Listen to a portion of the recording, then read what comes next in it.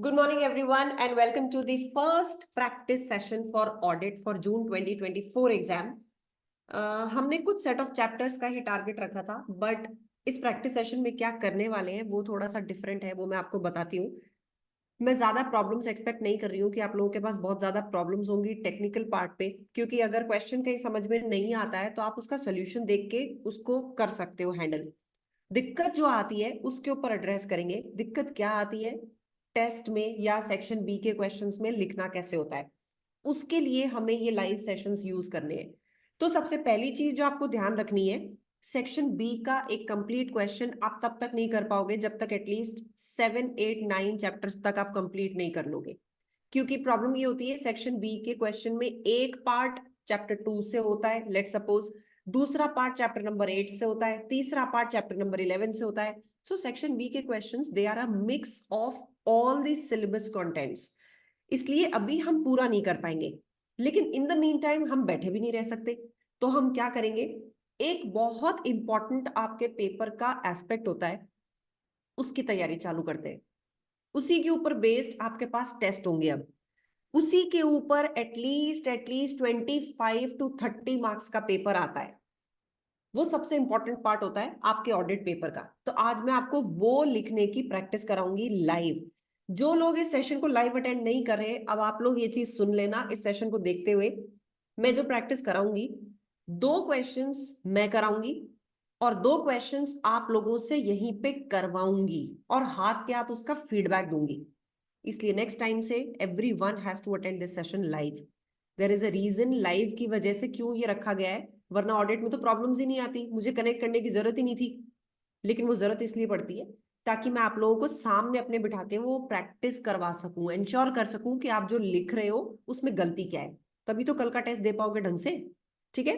सो अभी plan of action ये चलेगा, आपको मैं 2 छोटे छोटे क्वेश्चंस कराऊंगी, समझाऊंगी कि सेक्शन बी में ये जो पार्ट आता है इसको कैसे हैंडल करते हैं। फिर आप मेरे सामने दूसरे 2 क्वेश्चंस को हैंडल करके दिखाओगे और मैं वन ऑन वन स्टूडेंट बताऊंगी कि आपने ये गलती यहाँ पे कर दी। ठीक है, एवरीवन रेडी? अच्छा, मेरी क्लास को अभी फोन पे तो नहीं देख रहे हो ना, लैपटॉप पे देख रहे हो? अगर फोन पे देख रहे हो तो फटाफट लैपटॉप ऑन करो, फटाफट से लैपटॉप ऑन करके बैठो। लैपटॉप चाहिएगा आपको क्योंकि आप टाइप करोगे आंसर्स को। ठीक है, बढ़ जाऊं आगे? Yes, ma'am. चलो, I am sharing the screen, just let me know.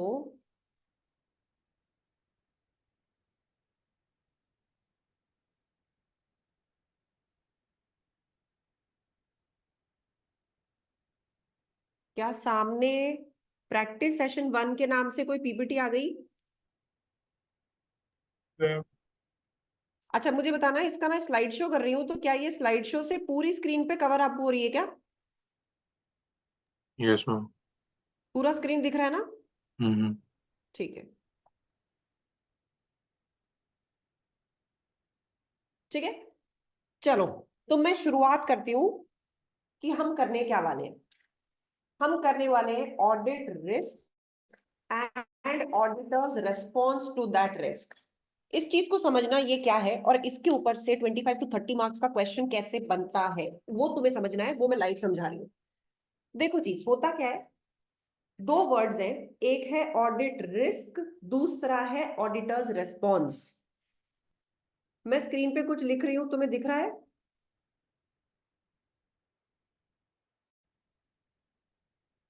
कुछ दिख रहा है? Yes, ma'am. क्या लिखा मैंने? Audit risk.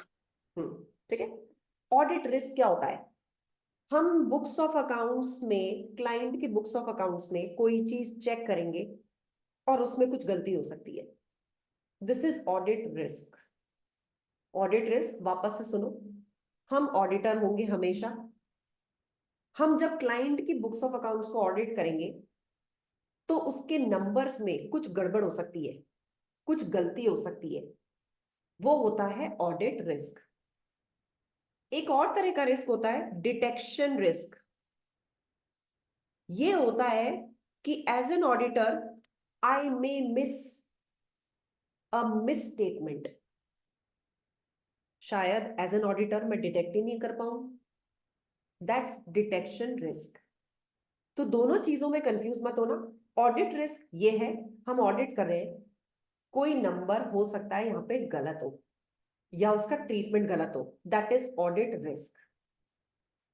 डिटेक्शन रिस्क होता है जहां पे हम डिटेक्ट ही नहीं कर पाए, दैट इज डिटेक्शन रिस्क। तो दोनों में जमीन आसमान का डिफरेंस है। डिटेक्शन रिस्क में तो हम पता ही नहीं लगा पाएंगे कि गड़बड़ क्या है, मिस स्टेटमेंट क्या है, जबकि ऑडिट रिस्क में हम पता लगा पाएंगे, क्योंकि हम अंदाजा लगाएंगे और हम ऑलरेडी इस माइंडसेट से ही चीजें ढूंढ रहे होंगे कि यार ये रिस्क हो सकता है इस पर्टिकुलर आइटम में। पहले ऑडिट रिस्क समझते हैं, उसके बाद में समझेंगे कि एज एन ऑडिटर हम इसका रिस्पॉन्स कैसे देंगे या फिर ऐसे रिस्क को हैंडल कैसे करेंगे। तो लेट्स सपोज मैं तुम्हें बोलती हूँ किसी कंपनी का रेवेन्यू नंबर मैं तुम्हें दे देती हूँ, बस और कुछ नहीं बोल रही मैं, बस रेवेन्यू का नंबर दे दिया, क्या ऑडिट रिस्क होगा उसमें? शायद रेवेन्यू ओवर स्टेटेड हो सकता है।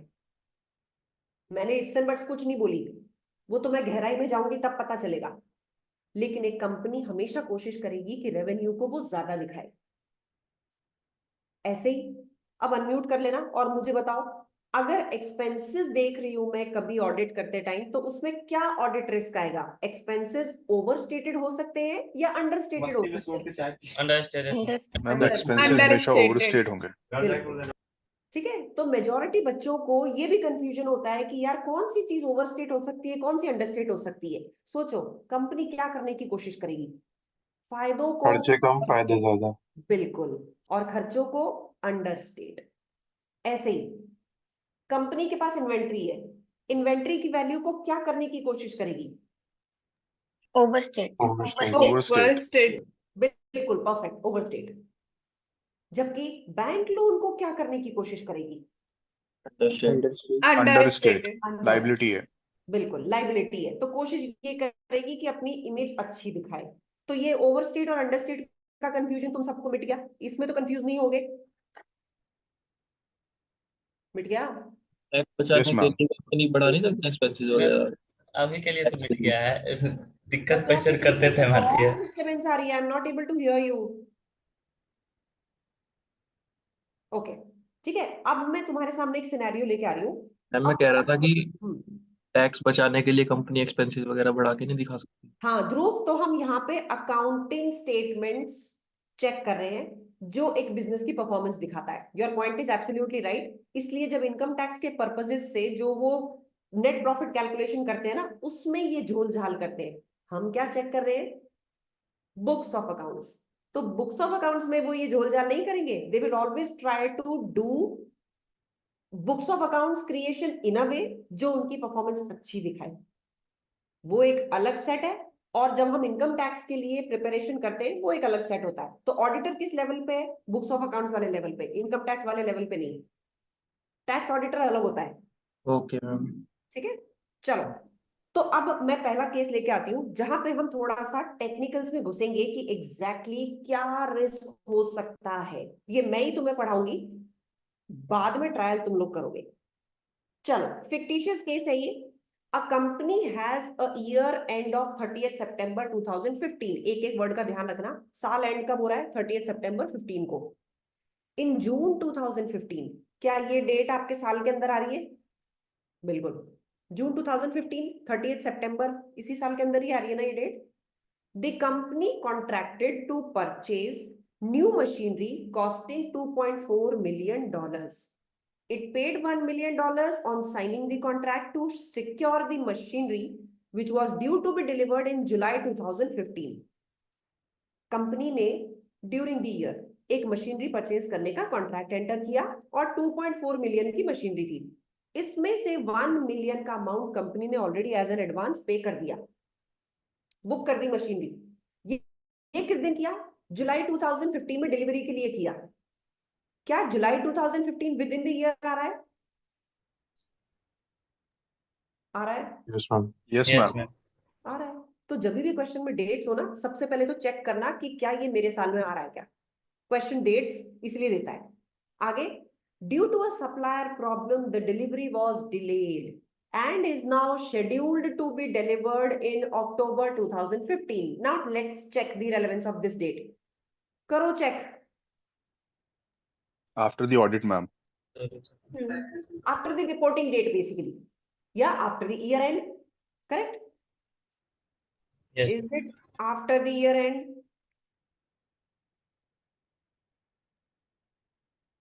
यानी कि जो डिलीवरी ऑफ मशीनरी जुलाई 2015 में होनी थी वो अब कब होगी? अक्टूबर 2015 में, यानी कि साल एंड होने के बाद। अब जरा सोच के बताओ ऑडिट रिस्क क्या होगा इस केस में? मैम परफॉर्मेंस ऑब्लिगेशन का रिस्क हो सकता है।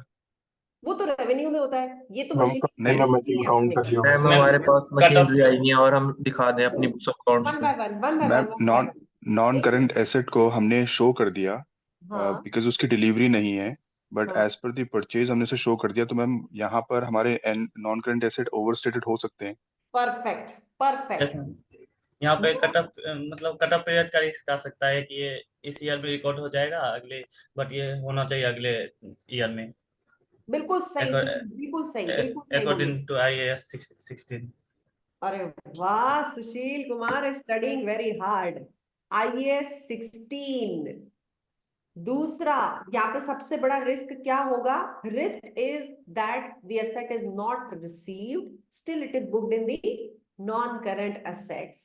This will make the non current assets understated, right? No ma'am, overstated. No, ma'am, overstated. Overstated, समझ गए? मैम Audit ये क्या होगा? मैम इसे परफॉर्मेंस ऑब्लिगेशन नहीं बोलते। आई मीन नहीं, लाइक नहीं। अगर अच्छा को कब आती हूँ उसके जवाब पे आती हूँ। इसमें परफॉर्मेंस ऑब्लिगेशन वाला फंडा क्यों नहीं सेट होगा? परफॉर्मेंस ऑब्लिगेशन वर्ड किस IAS में है? Okay, that is contract asset ma'am. Contract asset this वाला Revenue. रेवेन्यू में Revenue सबसे yes, पहले yes, तो yes, ma'am. Standard Okay. पकड़ो। स्टैंडर्ड कौन सा है? Revenue. Revenue with customer. Machinery क्या आप अपने कस्टमर से खरीद रहे हो? No no ma'am, no. No, got ma'am. It ma'am, thank you. ठीक है। और दूसरा, रेवेन्यू तो बनता ही तब है जब आपने कुछ बेचा हो। यस मैम, यहाँ तो करेक्ट, अपन यहाँ बेच खरीद नहीं रहे रहे, हैं। यहाँ तो अपन खरीद रहे हैं। तो fair Yes, ma'am. Fair confusion, ऐसे कंफ्यूजन मेरे सामने बोलोगे तभी क्लियर होंगे, यस वरना मैम, एग्जाम में लिख के आओगे। ठीक है, गॉट दिस? तो ऑडिट रिस्क यस सबको मैम। समझ में आया कि जो मशीनरी थी वो इस साल के एंड होने के बाद में रिसीव होगी, तो आइडियली वो इस साल आपके जो नॉन करंट एसेट्स है उसमें इंक्लूड नहीं होनी चाहिए। There is a risk that it is included in the non current assets, because of which the non current assets may be overstated. Correct? Am I right? ठीक है। Yes ma'am. अब इसके अपन auditor response पे आते हैं। तुमने problem तो सही पकड़ ली, अब तुम उसका रेस्पॉन्स क्या करोगे? तो रेस्पॉन्स के लिए और ऑडिट रिस्क के लिए अपन आ जाते हैं इसके सॉल्यूशन को देखने। क्यों?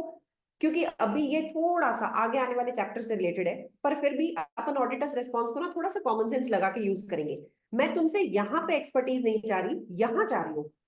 ठीक है, तो अब एक एक करके देखते चलो। जब भी हम ऑडिट रिस्क फॉर्म करेंगे तो तुम्हें 3 स्टेप प्रोसेस मेरा वाला याद रखना है। स्टेप 1, आप सबसे पहले क्वेश्चन में हुआ क्या है वो अपने वर्ड्स में लिखोगे। मेरी बात नोट करना, जो क्वेश्चन में हुआ है वो अपनी लैंग्वेज में, अपने वर्ड्स में आप सबसे पहले वो दोगे। यानी first paragraph will give a case briefing. अगर आपने इसको क्वेश्चन से कॉपी कर दिया ऐसा कैसा, मैं नंबर काट लूंगी। अब पूछो क्यों? बेटा आपको बहुत सारे सीनियर्स या फिर बहुत सारे मेंटर्स ये ज्ञान देंगे कि आप वर्ड टू वर्ड उतार लो, कोई दिक्कत नहीं है, पर मैं आपको सीधा बोलती हूँ इसमें एग्जामिनर का कोई व्यू नहीं है। लेकिन मैंने जो ओवरऑल इतने सालों में सीखा है, अगर आप एक पैराग्राफ को अपने वर्ड्स में नहीं लिख पा रहे हो इसका मतलब आपको केस ही समझ में नहीं आया। हम जब क्लास 12th में इंग्लिश पढ़ते थे उसमें भी अनसीन पैसेज में एग्जैक्ट कॉपी करने पे नंबर नहीं मिलते थे। यहाँ पे तो मरे नहीं मिलेंगे, मेरे जैसा बंदा तो बिल्कुल नहीं देगा। यानी कि केस में हुआ क्या है वो आपको अपने वर्ड्स में लिखना चाहिए। It gives an impression to the examiner कि आप समझे हो कि हुआ क्या है। जैसे अब यहाँ पे क्या होता है, कंपनी प्लेस्ड एन ऑर्डर, क्या कंपनी कॉन्ट्रैक्टेड टू परचेज, ऐसा कैसा लिखा है? नो, ये मैंने नहीं लिखा है, एग्जामिनर की रिपोर्ट से उठाया मैंने। कंपनी एक ऑर्डर प्लेस करती है, $1 मिलियन एडवांस में पे कर देती है। कहीं ये वर्ड नहीं यूज किए गए हैं लेकिन इन्होंने लिया है। मशीनरी कब रिसीव होनी थी? जुलाई 15 में, लेकिन अब कब रिसीव होगी? अक्टूबर 15 में, that is after the year and. Clear cut mentioned year and. post year end. This in itself proves what I am saying is correct. आप जब भी ऑडिट रिस्क देखोगे आपको कभी भी उसमें कॉपीड नहीं मिलेगा। तो ये जो दुनिया सारी की सारी कुछ भी बोलती हो, मेरे को पर्सनली ये चीज लगती है, और ये मैंने ऑडिटर्स के कमेंट्स में भी देखी है, they never copy the case from the question, never. इसलिए कॉपी नहीं करना, मैं नंबर काटूंगी इस चीज के। तो आपको पूरा जो केस है उसमें क्रक्स क्या पकड़ा आपने, वो 2-3 सेंटेंसेस में लिखना है स्टेप 1 में। स्टेप 2, अब हम बात करेंगे इससे प्रॉब्लम क्या है। Step 2 will talk about the problem area. वो क्या प्रॉब्लम है, जो भी एसेट्स फिजिकली प्रेजेंट होते हैं ईयर एंड पे, सिर्फ वही आपके नॉन करंट एसेट्स या पीपीई में होने चाहिए। Very good, one of the students highlighted कि पीपीई का IAS 16 जो है वो यहां हम अप्लाई कर सकते हैं। बिल्कुल कर सकते हो, कोई दिक्कत नहीं है। So the assets which are physically present at the year end must be included in the non-current assets in the balance sheet. Balance sheet हम नहीं बोलते वैसे, इसको statement of financial position बोलते हैं। And step 3 will talk about इससे क्या understate होगा, क्या overstate होगा। ठीक है, तो स्टेप 2 में आप ये बताओगे कि करेक्ट ट्रीटमेंट क्या होना चाहिए था। जैसे यहाँ पे अब एक अमाउंट था 1 मिलियन का, इसका भी करेक्ट ट्रीटमेंट बता दो। 1 मिलियन को कैसे ट्रीट करना चाहिए, आपको उसको प्री पेमेंट या पेमेंट इन एडवांस की तरह बुक करना चाहिए। और स्टेप 3 में आप बताओगे कि क्या अंडरस्टेट होगा और क्या ओवरस्टेट होगा। अगर 1 मिलियन के डिपॉजिट को आपने पीपीई में डाल दिया rather than creating an advance payment, तो पीपीई की वैल्यू ओवरस्टेट हो जाएगी और एडवांस पेमेंट की वैल्यू अंडरस्टेट हो जाएगी। तो 3 स्टेप्स में हम कैसे फिट करेंगे, हर क्वेश्चन में हम ऐसा ही करेंगे। स्टेप 1, आप पहले केस को ब्रीफ करेंगे अपने वर्ड्स में कि हुआ क्या है। दूसरा, जो हुआ है उसका करेक्ट ट्रीटमेंट होना क्या था। इस वाले केस में करेक्ट ट्रीटमेंट क्या होना था, जो भी एसेट फिजिकली प्रेजेंट है बिफोर द ईयर एंड, सिर्फ वही पीपीई में जुड़ना था। 1 मिलियन का amount as an advance payment आपको बुक्स ऑफ अकाउंट्स में दिखाना था। तीसरा, अब इसका इंपैक्ट बताओ, गलती की वजह से क्या इंपैक्ट हुआ। 1 मिलियन का अमाउंट अगर पीपीई में चला गया, PPE will be overstated. Number 2, prepayments और advance payment will be understated. यही 3 स्टेप्स हम हमेशा फॉलो करेंगे। करेक्ट, ये तीनों स्टेप्स दिमाग में बिठा लो। Step 1 case briefing, step 2 correct treatment of whatever has happened, and step 3 what will be the result of the wrong treatment, that means understatement and overstatement। तीनों स्टेप्स दिमाग में फिट करो भाई please. Step 1 case briefing, step 2 जो भी हुआ है उसका करेक्ट ट्रीटमेंट क्या होना चाहिए था, स्टेप 3 जो भी गलत ट्रीटमेंट हुआ है उसका क्या इंपैक्ट होगा, यानी understatement of, overstatement of what. Got it, तीनों चीजें दिमाग में बैठ गई। Yes, ma'am. ठीक है, अब अपन आते हैं ऑडिटर्स रिस्पॉन्स पे, जिसपे मैं तुम्हें कह रही हूँ कि मैं तुमसे इसमें ज्यादा एक्सपेक्टेशन नहीं रख रही हूँ, क्योंकि ऑडिटर्स रिस्पॉन्स आपको आगे आने वाले चैप्टर से थोड़ा सा पॉलिश होगा। लेकिन अब यहाँ पे अपन थोड़ा सा कॉमन सेंस लगा के आंसर लिखेंगे। मैं इस पे तुम्हारी मार्किंग लिबरल करूंगी, बट ऑडिट रिस्क पे नहीं करूंगी लिबरल, इस पे स्ट्रिक्ट मार्किंग होगी। ऑडिट रिस्पॉन्स की बात करते हैं। अब हमें क्लियर कट दिख रहा है कि 1 मिलियन के अमाउंट की वजह से गड़बड़ हो सकती है। तो आप क्या करोगे, आप 1 मिलियन की चेकिंग करोगे, रिव्यू करोगे कि इसका ट्रीटमेंट क्या किया है कंपनी ने। Review the treatment of $1 million paid at the time of signing the contract for machinery. सबसे पहला काम आप ये करोगे, ट्रीटमेंट किया क्या है। Check if it is capitalised और नॉट, और check if this amount has been taken to PPE और नॉट। यही अपना डर था ना कि अगर इसको कैपिटलाइज कर दिया है तो पीपीई ओवरस्टेट हो जाएगी। तो चेक करो ट्रीटमेंट किया क्या है, क्या पीपीई में डाला है। यानी बेसिकली ऑडिटर्स रिस्पॉन्स इसके ऊपर होता है, लास्ट पैराग्राफ के ऊपर। लास्ट पैराग्राफ बताता है कि हमें एग्जैक्टली करना क्या है। हमें चेक करना है कि कहीं 1 मिलियन का अमाउंट पीपीई में तो नहीं डाल दिया, और अगर डाल दिया तो करेक्ट अकाउंटिंग ट्रीटमेंट बताओ मैनेजमेंट को, so that this prepayment is not recognised in the PPE. समझ गए, रीड कर लो एक बार इसको। तो हम 3rd पैराग्राफ में जिस गलती की बात करते हैं उसी के ऊपर ऑडिटर्स का रिस्पॉन्स देते हैं। पहले तो चेक करो क्या यही हुआ है, यानी कि चेक करो क्या 1 मिलियन पीपीई में ट्रांसफर कर दिया गया है। Then discuss with the management the correct treatment of $1 million, whereby ensure it that it is recorded as a advance payment instead of PPE. Correct? समझ गए? Hello tango Charlie Yes, sir. Yes, sir. ठीक है, चलो next वाला थोड़ा सा Yes, तुम लोग ma'am. मेरे सामने ट्राई करो। हाँ जी, ये लो, ये पीपीटी तुम्हें मैं दूंगी, डोंट वरी, ये काली पीली करके नहीं दूंगी, ठीक है?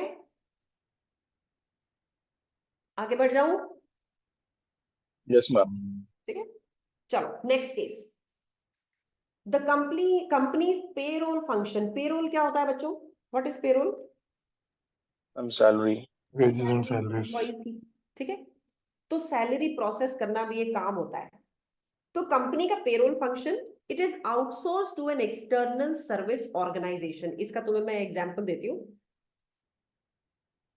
बहुत सारी कंपनियां हैं जो पेरोल को आउटसोर्स करके काम करती है। एग्जांपल दो, TCS is one of them, और Paytrax. यस, और आउटबुक्स का भी एक फंक्शन ऐसा है, और एक्सेंचर का भी एक फंक्शन ऐसा है, ठीक है? बहुत सारी कंपनीज हैं। वो क्या करती हैं? किसी और ऑर्गेनाइजेशन के एम्प्लॉइज की सैलरी प्रोसेसिंग का ही काम लेती है। That is an outsourced function. अब हमने क्या किया? इस कंपनी के पेरोल फंक्शन को किसी थर्ड पार्टी को दे दिया, which is responsible for all elements of payroll processing and maintenance of payroll records। यानी कि आपका जो क्लाइंट है उसने अपने पेरोल को किसी और को हैंड ओवर कर दिया, और पेरोल फंक्शन कौन संभाल रहा है? कोई थर्ड पार्टी संभाल रही है। पेरोल प्रोसेस भी वही कर रही है और एम्प्लॉइज के रिकॉर्ड्स भी वही मेंटेन कर रही है। This is happening by a third party, not by the company. सोचो इसमें ऑडिट रिस्क क्या है? कोई fictitious payments जा रही है। ओके, फिक्टिशियस पेमेंट्स हो सकते हैं, और कंपनी के सीक्रेट्स भी हो सकते हैं। Inside information. Confidentiality loss basically, hmm. ठीक है? और ऑडिट रिस्क बोलो, कंपनी का अगर सीक्रेसी लॉस होती है उससे ऑडिट रिस्क नहीं है, that is a business risk. Business को नुकसान होगा। ऑडिट रिलेटेड रिस्क बताओ। ऑडिट रिलेटेड रिस्क वो होते हैं कि आप बुक्स ऑफ अकाउंट्स चेक कर रहे हो और उसमें गड़बड़ होना। Expenses will be overstated if there will be perfect. Expenses will be overstated if that calculation is wrong. तो ये तो पेरोल से रिलेटेड हुआ। यहाँ पे थोड़ा सा अपन रिफाइन करते हैं। अब कुछ चीजें तुम्हें ध्यान रखनी है। जहां पे भी कोई एक्सटर्नल सर्विस ऑर्गेनाइजेशन इन्वॉल्व हो जाती है तो आपका ऑडिट रिस्क बढ़ जाता है। क्यों? क्योंकि डॉक्यूमेंट्स ही देखने को नहीं मिलेंगे, कैलकुलेशन किस तरीके से की जा रही है वही देखने को नहीं मिलेगी। समझ रहे हो प्रॉब्लम? तो 3 स्टेप प्रोसेस यहां पे भी लगाते हैं। सबसे पहला स्टेप क्या था? Brief the case in your own words. Company का पेरोल फंक्शन आउटसोर्स किया गया है एक्सटर्नल सर्विस ऑर्गेनाइजेशन को, बस। ये तो इन्होंने ऐसा कैसा चेप दिया यहां पे, अपने वर्ड्स में लिखना। स्टेप 2 क्या था? करेक्ट ट्रीटमेंट बताना। लेकिन यहाँ पे ट्रीटमेंट क्या होगा यार? इस केस में तो ट्रीटमेंट ही नहीं बनता। तो स्टेप 2 क्या होगा? इंटरनल कंट्रोल्स अपने यूज करना। हाँ, इसके बारे में बात करना कि क्या हो सकता है और क्या होना चाहिए। तो यहाँ पे आता है डिटेक्शन रिस्क पिक्चर में। क्यों? अगर मेरे पास किसी भी चीज का एविडेंस ही नहीं आएगा तो मैं कैसे ढूंढूंगी? तो डिटेक्शन रिस्क बढ़ जाएगा। ऐसे केसेस में डिटेक्शन रिस्क ये वर्ड ढूंढता है एग्जामिनर। तो 2-3 तुम्हें मैं एग्जांपल बता देती हूँ जो बार बार क्वेश्चंस घूमते हैं। एक तो जब आपको प्रूफ्स नहीं मिलेंगे ना, वहां पे डिटेक्शन रिस्क पक्का आएगा। ये कौन से केसेस हो सकते हैं? जहां पे कोई भी फंक्शन एक्सटर्नल सर्विस ऑर्गेनाइजेशन को चला गया। दूसरा, अगर कंपनी में फ्रॉड हुआ है तो भी डिटेक्शन रिस्क बढ़ जाता है। क्यों? फ्रॉड है, इसका मतलब बुक्स ऑफ अकाउंट्स को तो टेढ़ा मेढ़ा किया ही गया होगा। तीसरा, क्लाइंट नया है, यानी पहली बार ही आई है ये कंपनी आपसे ऑडिट कराने, वरना कई कंपनियों के अगर आपने पिछले 1-2 साल में ऑडिट किए तो डिटेक्शन रिस्क कम होता है। आपको पता होता है कि इस कंपनी का कौन सा सिस्टम कैसे रूट करता है। नए क्लाइंट के केस में डिटेक्शन रिस्क पक्का बढ़ता है। तो ये 3 चीजें लिखो। अगर पेरोल ऑर्गेनाइजेशन, अगर कोई एक्सटर्नल सर्विस ऑर्गेनाइजेशन को काम दिया गया है, आपका डिटेक्शन रिस्क पिक्चर में आएगा। फ्रॉड्स के केसेस में डिटेक्शन रिस्क पिक्चर में होता है। तीसरा, अगर कोई नई एंटिटी की आप ऑडिट कर रहे हो तो भी डिटेक्शन रिस्क पिक्चर में आता है। ये तीनों चीजें लिख लो। हर बार क्वेश्चंस इसके आसपास ही घूम रहे होते हैं। रीजन समझ में आया ना क्यों डिटेक्शन रिस्क पिक्चर में आ जाता है इन तीनों में? क्योंकि एविडेंस नहीं मिलता कुछ भी देखने के लिए। ठीक है,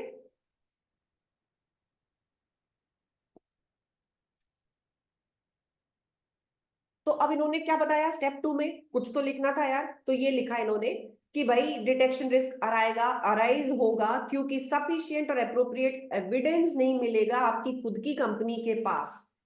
ये सारी वर्किंग्स किसके पास होंगी? एक्सटर्नल सर्विस ऑर्गेनाइजेशन के पास। स्टेप 3 में हमें क्या करना होगा, क्या गलती हो सकती है वो बताना, कि वेजेस एंड सैलरीज में हो सकता है मिसस्टेटमेंट हो।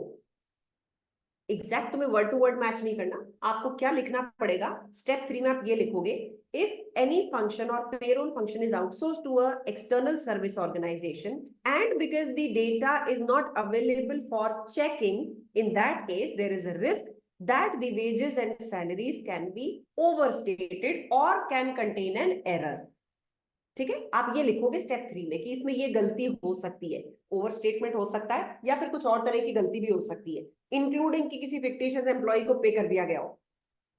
ठीक है,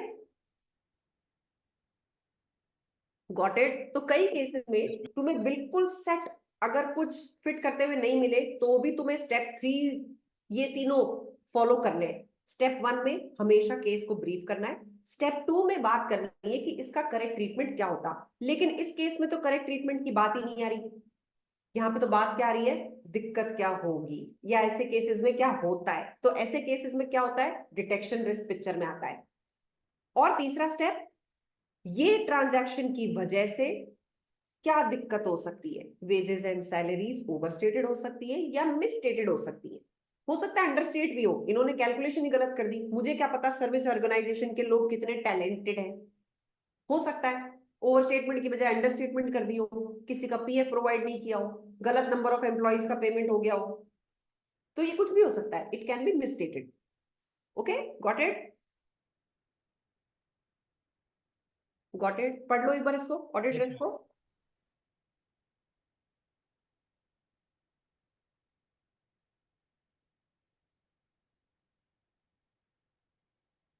ऑडिट रिस्पॉन्स पे आ जाऊं?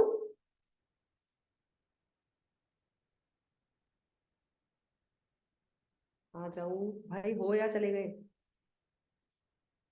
yes, ma'am.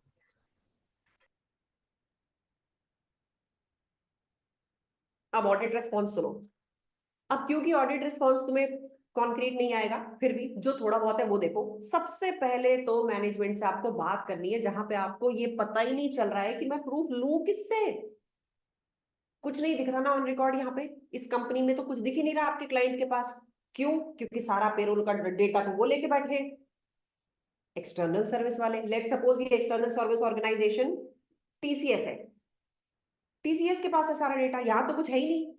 तो ऑडिटर क्या करेगा, मैनेजमेंट से ही बात करेगा।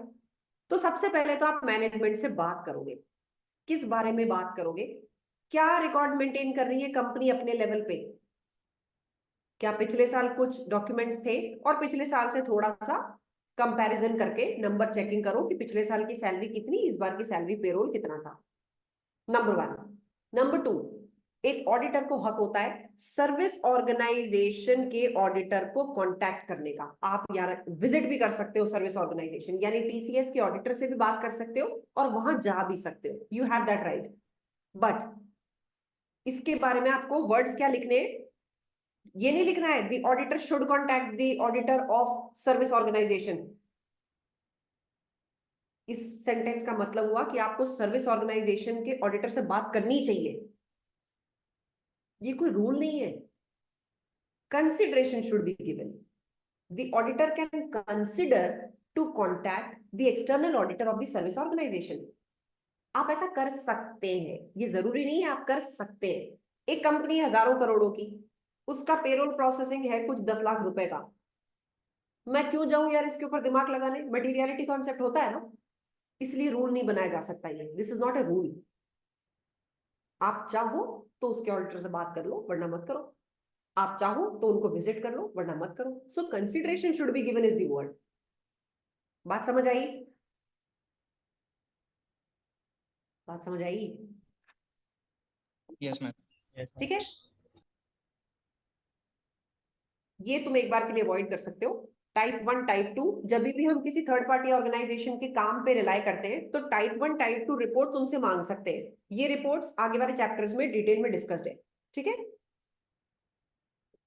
लास्ट चीज, चेक करो क्या कोई सफिशिएंट अप्रोप्रिएट एविडेंस मिल रहा है किसी भी रिकॉर्ड से जो कंपनी के पास है, जिससे वेजेस एंड सैलरीज के कैलकुलेशन को कंफर्म किया जा सके। जनरल पॉइंट्स, यानी कि यहां अगर 3 स्टेप प्रोसेस है तो कोशिश करो कि ये भी तकरीबन आसपास का ही हो। कोशिश करना, हो सकता है नहीं हो तो कोई बात नहीं, जबरदस्ती के सेंटेंसेस क्रिएट करने की जरूरत नहीं है, but try to give as much information as possible.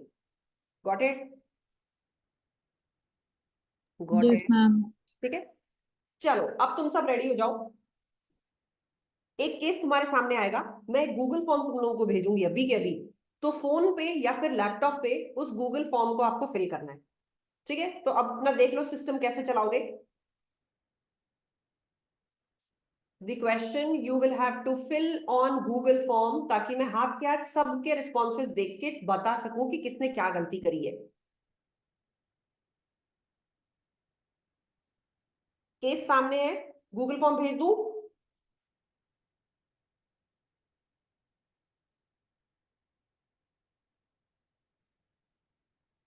मैं तुम सबको ना ग्रुप पे भेज रही हूँ, ग्रुप पे से एक्सेस करना उस गूगल फॉर्म को।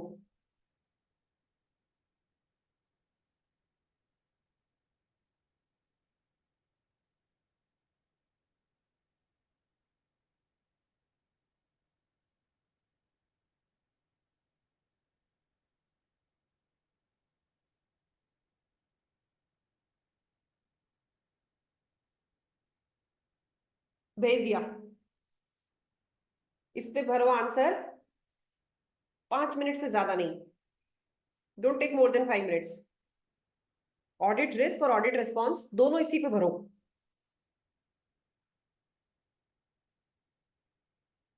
मिल गया सबको?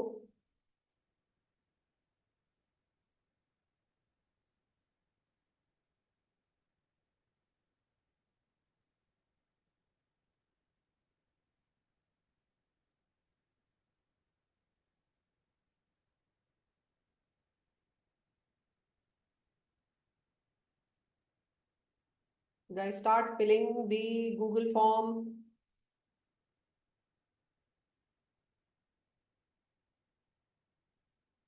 भर रहे हो ना? कभी मैं खामखा वेट कर रही हूँ।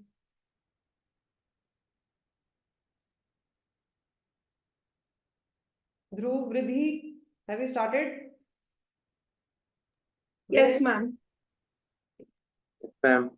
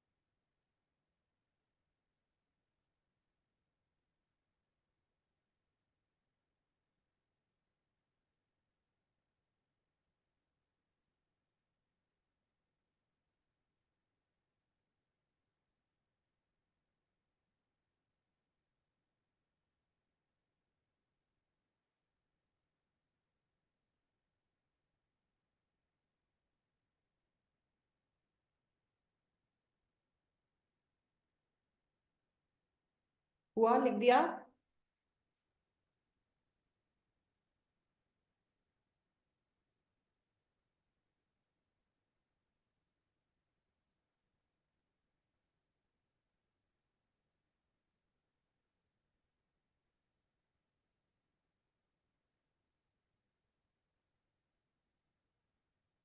जल्दी करो, you should not take more than 5 minutes to do this.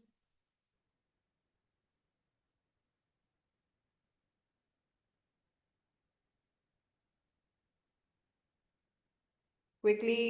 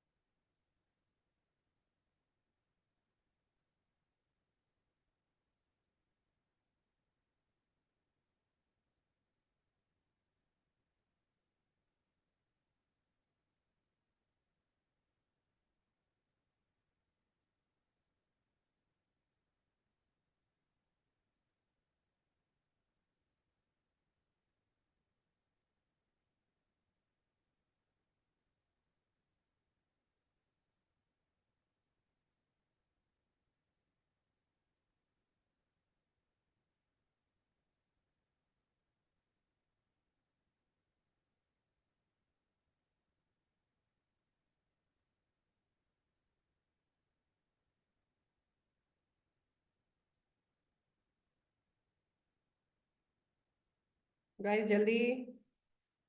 Not received even one response.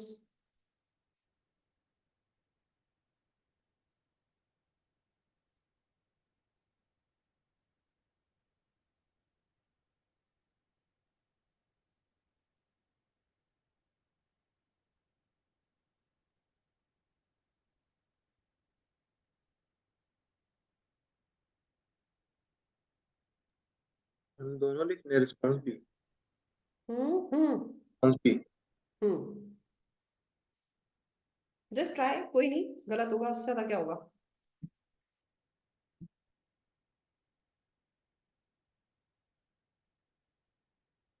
Okay, and submitted. yes, received from Sushil.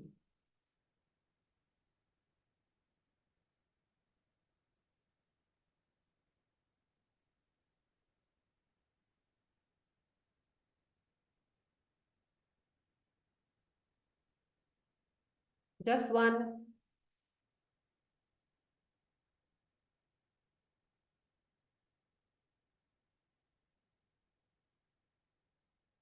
भाई हरी आप, मैं बंद करने वाली हूँ, फिर तुम्हारी इवैल्यूएट नहीं हो पाएंगे, जल्दी करो.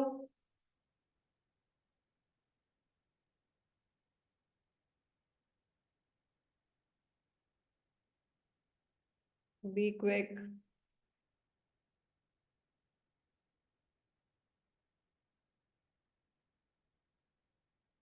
Four answered yet.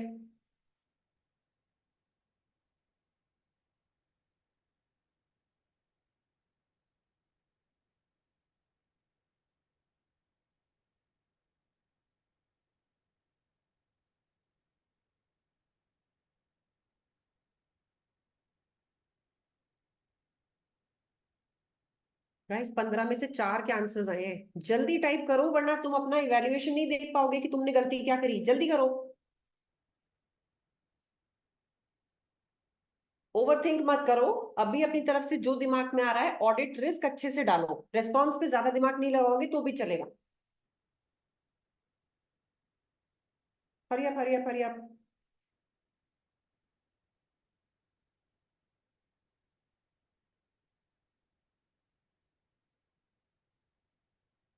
Okay, 5 submissions.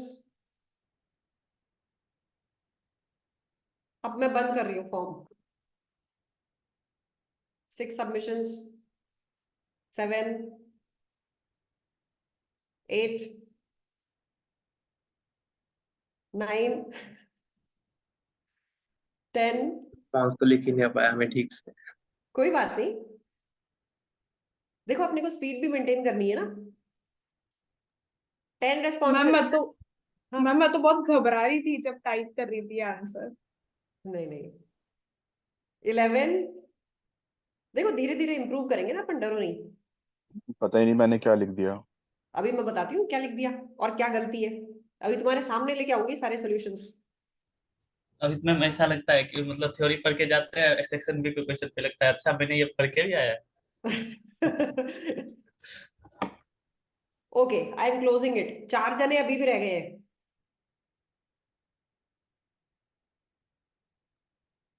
Okay, now closed. Ma'am ये सेशन यूट्यूब पे आएगा मैम? नहीं नहीं, then how can I access this session again if I want ma'am? LMS पे अपलोड होगा। ठीक है ma'am, thank you so much ma'am. अरे यूट्यूब पे तो मैं कई बार वो डाल देती हूँ जहां पे लगता है ना कि भाई, चलो मैं डाल देती हूँ। आई जस्ट वांट समटाइम्स ना कि LMS पे ज्यादा घंटे ना बढ़ते जाएं, क्योंकि उससे ना वो बैंडविड्थ कॉस्ट भी बढ़ती जाती है। ठीक है मैम। मैम चाहे यूट्यूब पे डाल देना, चाहे एलएमएस में डाल देना, बट एक्सेस जरूर। I share. अगर ये ज्यादा लंबा हो गया ना और ज्यादा उसका ज्यादा MB MB का हो गया, MB होता है ना, जी जी जी मैम, तो I upload there. Thank you ma'am. चलो ओके।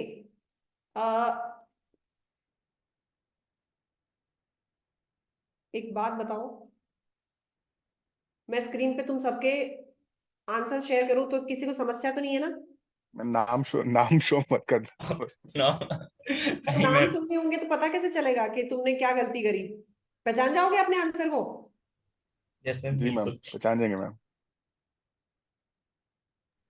और अगर बहुत अच्छा हुआ तो? फिर तो शो कर दो। चलो मैं काम करती हूँ, स्क्रीन पे नाम नहीं दिखाती, पर मुझे तो पता लगना चाहिए कि नाम क्या है। कर दो मैम शो, कोई दिक्कत नहीं। है ना, दिखा देती हूँ, कोई नहीं, डरो यस नहीं। मैम। Yes ma'am. एक मिनट रुको। ये मुझे ऑडिटर्स रिस्पॉन्स क्यों दिख रहा है, वो क्यों नहीं दिख रहा? ऑडिट रिस्क आ गया। कैसा है?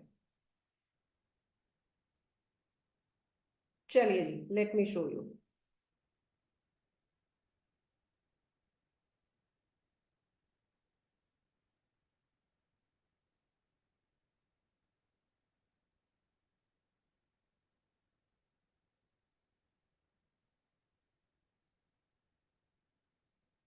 एक मिनट। हाँ,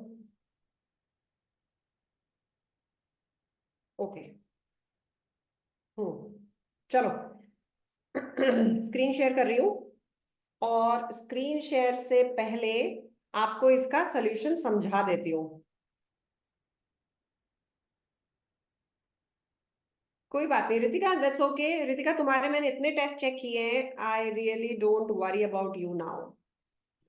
ठीक है, सो रिलैक्स्ड। चलो। बट मैं खुद अपने लिए वरी हो रही हूँ। नहीं नहीं, ये हो जाएगा, इसका सिलेबस छोटा सा है, पर हाँ तुम टेस्ट जरूर देना। ठीक है, अच्छा ऐसा। हाँ ओके मैम। चलिए जी। सो पहला आंसर आता है हमारे पास, 1.8 million has expensed till now relating to research and development of a new type of environmental friendly building material। बच्चे इसकी जरूरत ही नहीं थी, irrelevant। कौन सा पोर्शन irrelevant? ये environmental friendly building material, इसको मत लिखो, not needed। ठीक है। दूसरा, इसके इंट्रोडक्शन में मुझे जरा बताओ, बाकी बच्चे बताओ, क्या कुछ मिस्ड है? केस, जो स्टेप 1 में हम केस लिखते हैं, क्या इस पर्टिकुलर पॉइंट में कोई चीज मिस हो गई है? यस मैम, आंसर देने वाला बच्चा भी बोल सकता है। एमोर्टाइजेशन को लेके। किसको लेके? एमोर्टाइजेशन को लेके। अमोर्टाइजेशन को लेके। और कोई चीज मिस हुई है इसमें? 0.6 million जो एक्सपेंस किया गया है। इसमें 1.8 मिलियन एक्सपेंस बोला गया है। ओह सॉरी मैम, वो मैं नहीं कर सकता। जरा क्वेश्चन चेक करो, क्वेश्चन में क्या था, just check that, what was there in the question? 1.8 million was expensed और व्हाट? नहीं मैम, वो एक्सपेंस 0.6 मिलियन था। 1.8 मिलियन रिसर्च एंड डेवलपमेंट का टोटल था, जिसमें से 0.6 मिलियन तो P&L में डाल दिया गया। 1.2 मिलियन का क्या किया गया? Capitalise. Capitalise right.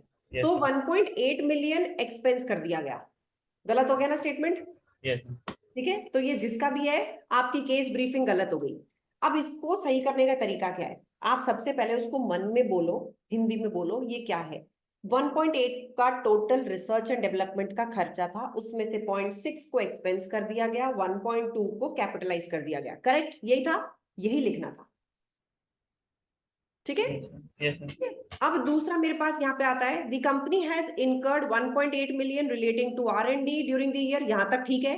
No amortisation has been charged and the material is not been used yet. बेटा मटेरियल यूज नहीं किया, इररेलेवेंट है अपने लिए, मत यूज करो।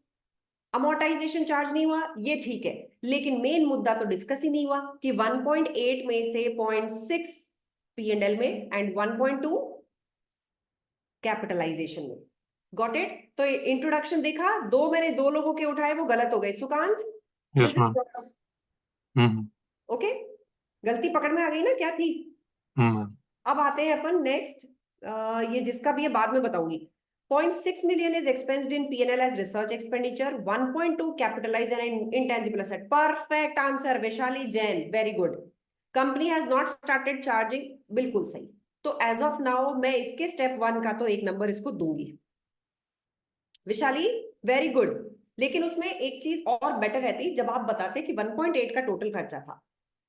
ठीक है बेटा। Yes, ma'am. Yes, ma'am. Yes. मैं आती हूँ नेक्स्ट की तरफ। The company has incurred expenditure which is related to R&D, even 0.6 million is expensed out, 1.2 to be capitalized as per okay। Riddhi तुम सही लिखते लिखते जगह छोड़ गई। देखो तुमने ये बिल्कुल सही लिखा कि ये R&D का खर्चा है, फिर तुमने यहाँ लिखा 0.6 मिलियन एक्सपेंस हो गया, इसमें से बिल्कुल सही पकड़े हैं। 1.2 मिलियन डेवलपमेंट को कैपिटलाइज कर दिया। तुम्हें क्या पता as per IAS 38 conditions meet हुई कि नहीं हुई। समझ गए बच्चे, ये आना था स्टेप 2 में। क्या होना चाहिए, वो स्टेप 2 में आना चाहिए। तुमने क्या किया, केस ब्रीफिंग यहाँ खत्म कर दी, इसको ये आगे डालना था। मेन मुद्दा क्या था, 1.8 में से कुछ रिसर्च में गया, बाकी कुछ किस में गया, कैपिटलाइजेशन में। Capitalization. Got your Okay. Yes, ma'am. Next पे आती हूँ, शैनजी। शैनजी ये तुम्हारा ऐसा क्यों हो रहा है ये। अच्छा एक मिनट रुकना, ये मेरे ख्याल से मुझे रैप टेस्ट करना पड़ेगा। अरे भाई ओके, ये ठीक है। चलो शैनजी देखो, the company spent 1.8 million on R&D, of which this was expensed and wow Mr. Shanzi from Pakistan, 1 number में से 1.5 मार्क। शैनजी हो या गए, सुन नहीं रहा है लड़का मेरा, तुम सुन नहीं रहे हो यार। शैनजी perfect, step 1। Next, the company has incurred 1.8 million R&D cost has been expensed to beautiful। ये सौरिश लुइस, ये कौन है भाई। Yes ma'am. यस मैम कौन था, सौरिश दत्ता। ओके, ये लुइस कैसे आया सौरिश, मुझे लगा मेरे पास अमेरिकन ऐसे पढ़ ही रहे है हैं। मैम, बचपन से लगाया था वो ही अभी तक। अच्छा okay, so this is 1 number में से 1.5 mark. Next, this is a case about okay, this is a case about recognizing the environmental friendly as an intangible asset। Vinay, I think you joined late। नहीं बच्चे, we do not start like this, this is a case। no, exact numbers के साथ बात करो, numbers are missing। okay विनय, यानी क्या लिखना है, an expense of 1.8 million dollars on R&D। Out of this expense, 0.6 is taken to research and 1.2 has been capitalized as a development expenditure or whatever। Okay? Okay. ठीक है। Next, साक्षी, ये कौन सी साक्षी है, साक्षी जाजू है क्या ये। 1.2 million of R&D expense has been wrongly। अरे बच्चे तुम्हें क्या पता wrongly, अभी तो किसी ने बोला ही नहीं है wrongly, आपको एज एन ऑडिटर चेक करना है। तो केस में हम कंक्लूजन नहीं देते, step 1 is just telling about the case कि भाई मुद्दा ये है, तो मुद्दा ये नहीं है कि ये रॉन्ग कैपिटलाइज हुआ। तुम्हें क्या पता, देखते ही पता चल गया कि ये रॉन्ग कैपिटलाइजेशन है, हम यही तो चेक करेंगे। ठीक है, तो केस सिर्फ इतना आना है कि कैपिटलाइजेशन हुआ है और कुछ अमाउंट P&L में गया है। Next, Dhruv, R&D has been incurred by the company, okay, incur कर दिया। ध्रुव देखो, इनकर कर दिया, उसके आगे क्या हुआ वो तो आपने बताया ही नहीं, बताओ। बस यही मतलब छोटी सी ब्रीफिंग दे रही थी कि हुआ क्या, मतलब अब तब क्या मैं कि प्रॉब्लम समझ बताना में होता है आई, पूरा। हाँ जी मैम, प्रॉब्लम समझ। समझ में आई कि ये उन्होंने खर्चा इनकर किया है। एज एन ऑडिटर मुझे इससे कोई लेना देना नहीं है, मुझे लेना देना किससे है? Research and development expenditure of 1.8 million has been expense to P&L equal to 0.6 and has been capitalized equal to 1.2। मेरे लिए मुद्दा ये है, गॉट इट? मुद्दा अमोर्टाइजेशन वाला नहीं होना चाहिए वैसे। डाल, वो भी डाल दो, वो भी डाल दो, ठीक है। पर तुम्हारा इसमें क्या हुआ, स्टेप 1 में जब हम केस ब्रीफिंग देते हैं दैट गॉट मिस्ड, ठीक है। Yes ma'am. चलो अब मैं आती हूँ कोकाब के आंसर पे। Okay, checking the details accounting treatment, it can lead to misstatement in PP। No बच्चे, this is again you are concluding कि PP में misstatement हो सकता है, ये misstatement हो सकता है, ये तो हम स्टेप 3 में बताते हैं। स्टेप 1 क्या होता है, पहले केस तो ब्रीफ करो, को आप ओके समझे, मैम। ठीक है। नेक्स्ट पे आते हैं, next is Vibhuti. The company has recognized 0.6 million in P&L with the remaining having been capitalized। Perfect है ये, perfect answer। But Vibhuti, please do give a reference of total expense of 1.8 million dollars। Okay? Yes, ma'am. ठीक है, तो ये तुम लोगों का जो स्टेप 1 था that was perfect। शैन जी कोई बात नहीं, इसमें अमोर्टाइजेशन का ज्यादा मुद्दा था भी नहीं। ये देखो जी, अब आते हैं अपन आंसर की तरफ, और आंसर में ये देखो, the first thing, the company has recognized 0.6 million R&D, 1.2 million capitalized as development expenditure। but मैं personally कह रही हूँ 1.8 का जिक्र जरूर करना, because out of that 1.8 only you are recognizing 0.6 into P&L and 1.2 into capitalization। got it? इन्होंने भी amortization की बात नहीं करी, पर मेरे हिसाब से amortization को भी तुम्हें यहाँ लिखना चाहिए। okay, got it? ठीक है, समझ गए? this is your step 1, ये वाला, this समझ गए? अरे समझ गए कि नहीं समझ यस गए? Ma'am, Yes, ma'am. Yes ma'am. ठीक है, स्टेप 2 क्या था, ट्रीटमेंट होना क्या चाहिए था, इंटेंजिबल असेट्स IAS 38। तो तुम्हें अब आज सबसे पहला काम तो ये करना है, सारे स्टैंडर्ड्स के नंबर याद होने चाहिए, उनके नाम याद होने चाहिए। IAS 38 के हिसाब से there is a certain criteria based on which you can capitalise the development expenses. ये यहाँ पे लिखा हुआ है कि यार ये सेटिस्फाई होना चाहिए था। ओनली व्हेन दीज क्राइटेरिया और conditions are satisfied then only a development expenditure can be capitalised. ये चीज आपको लिखनी है।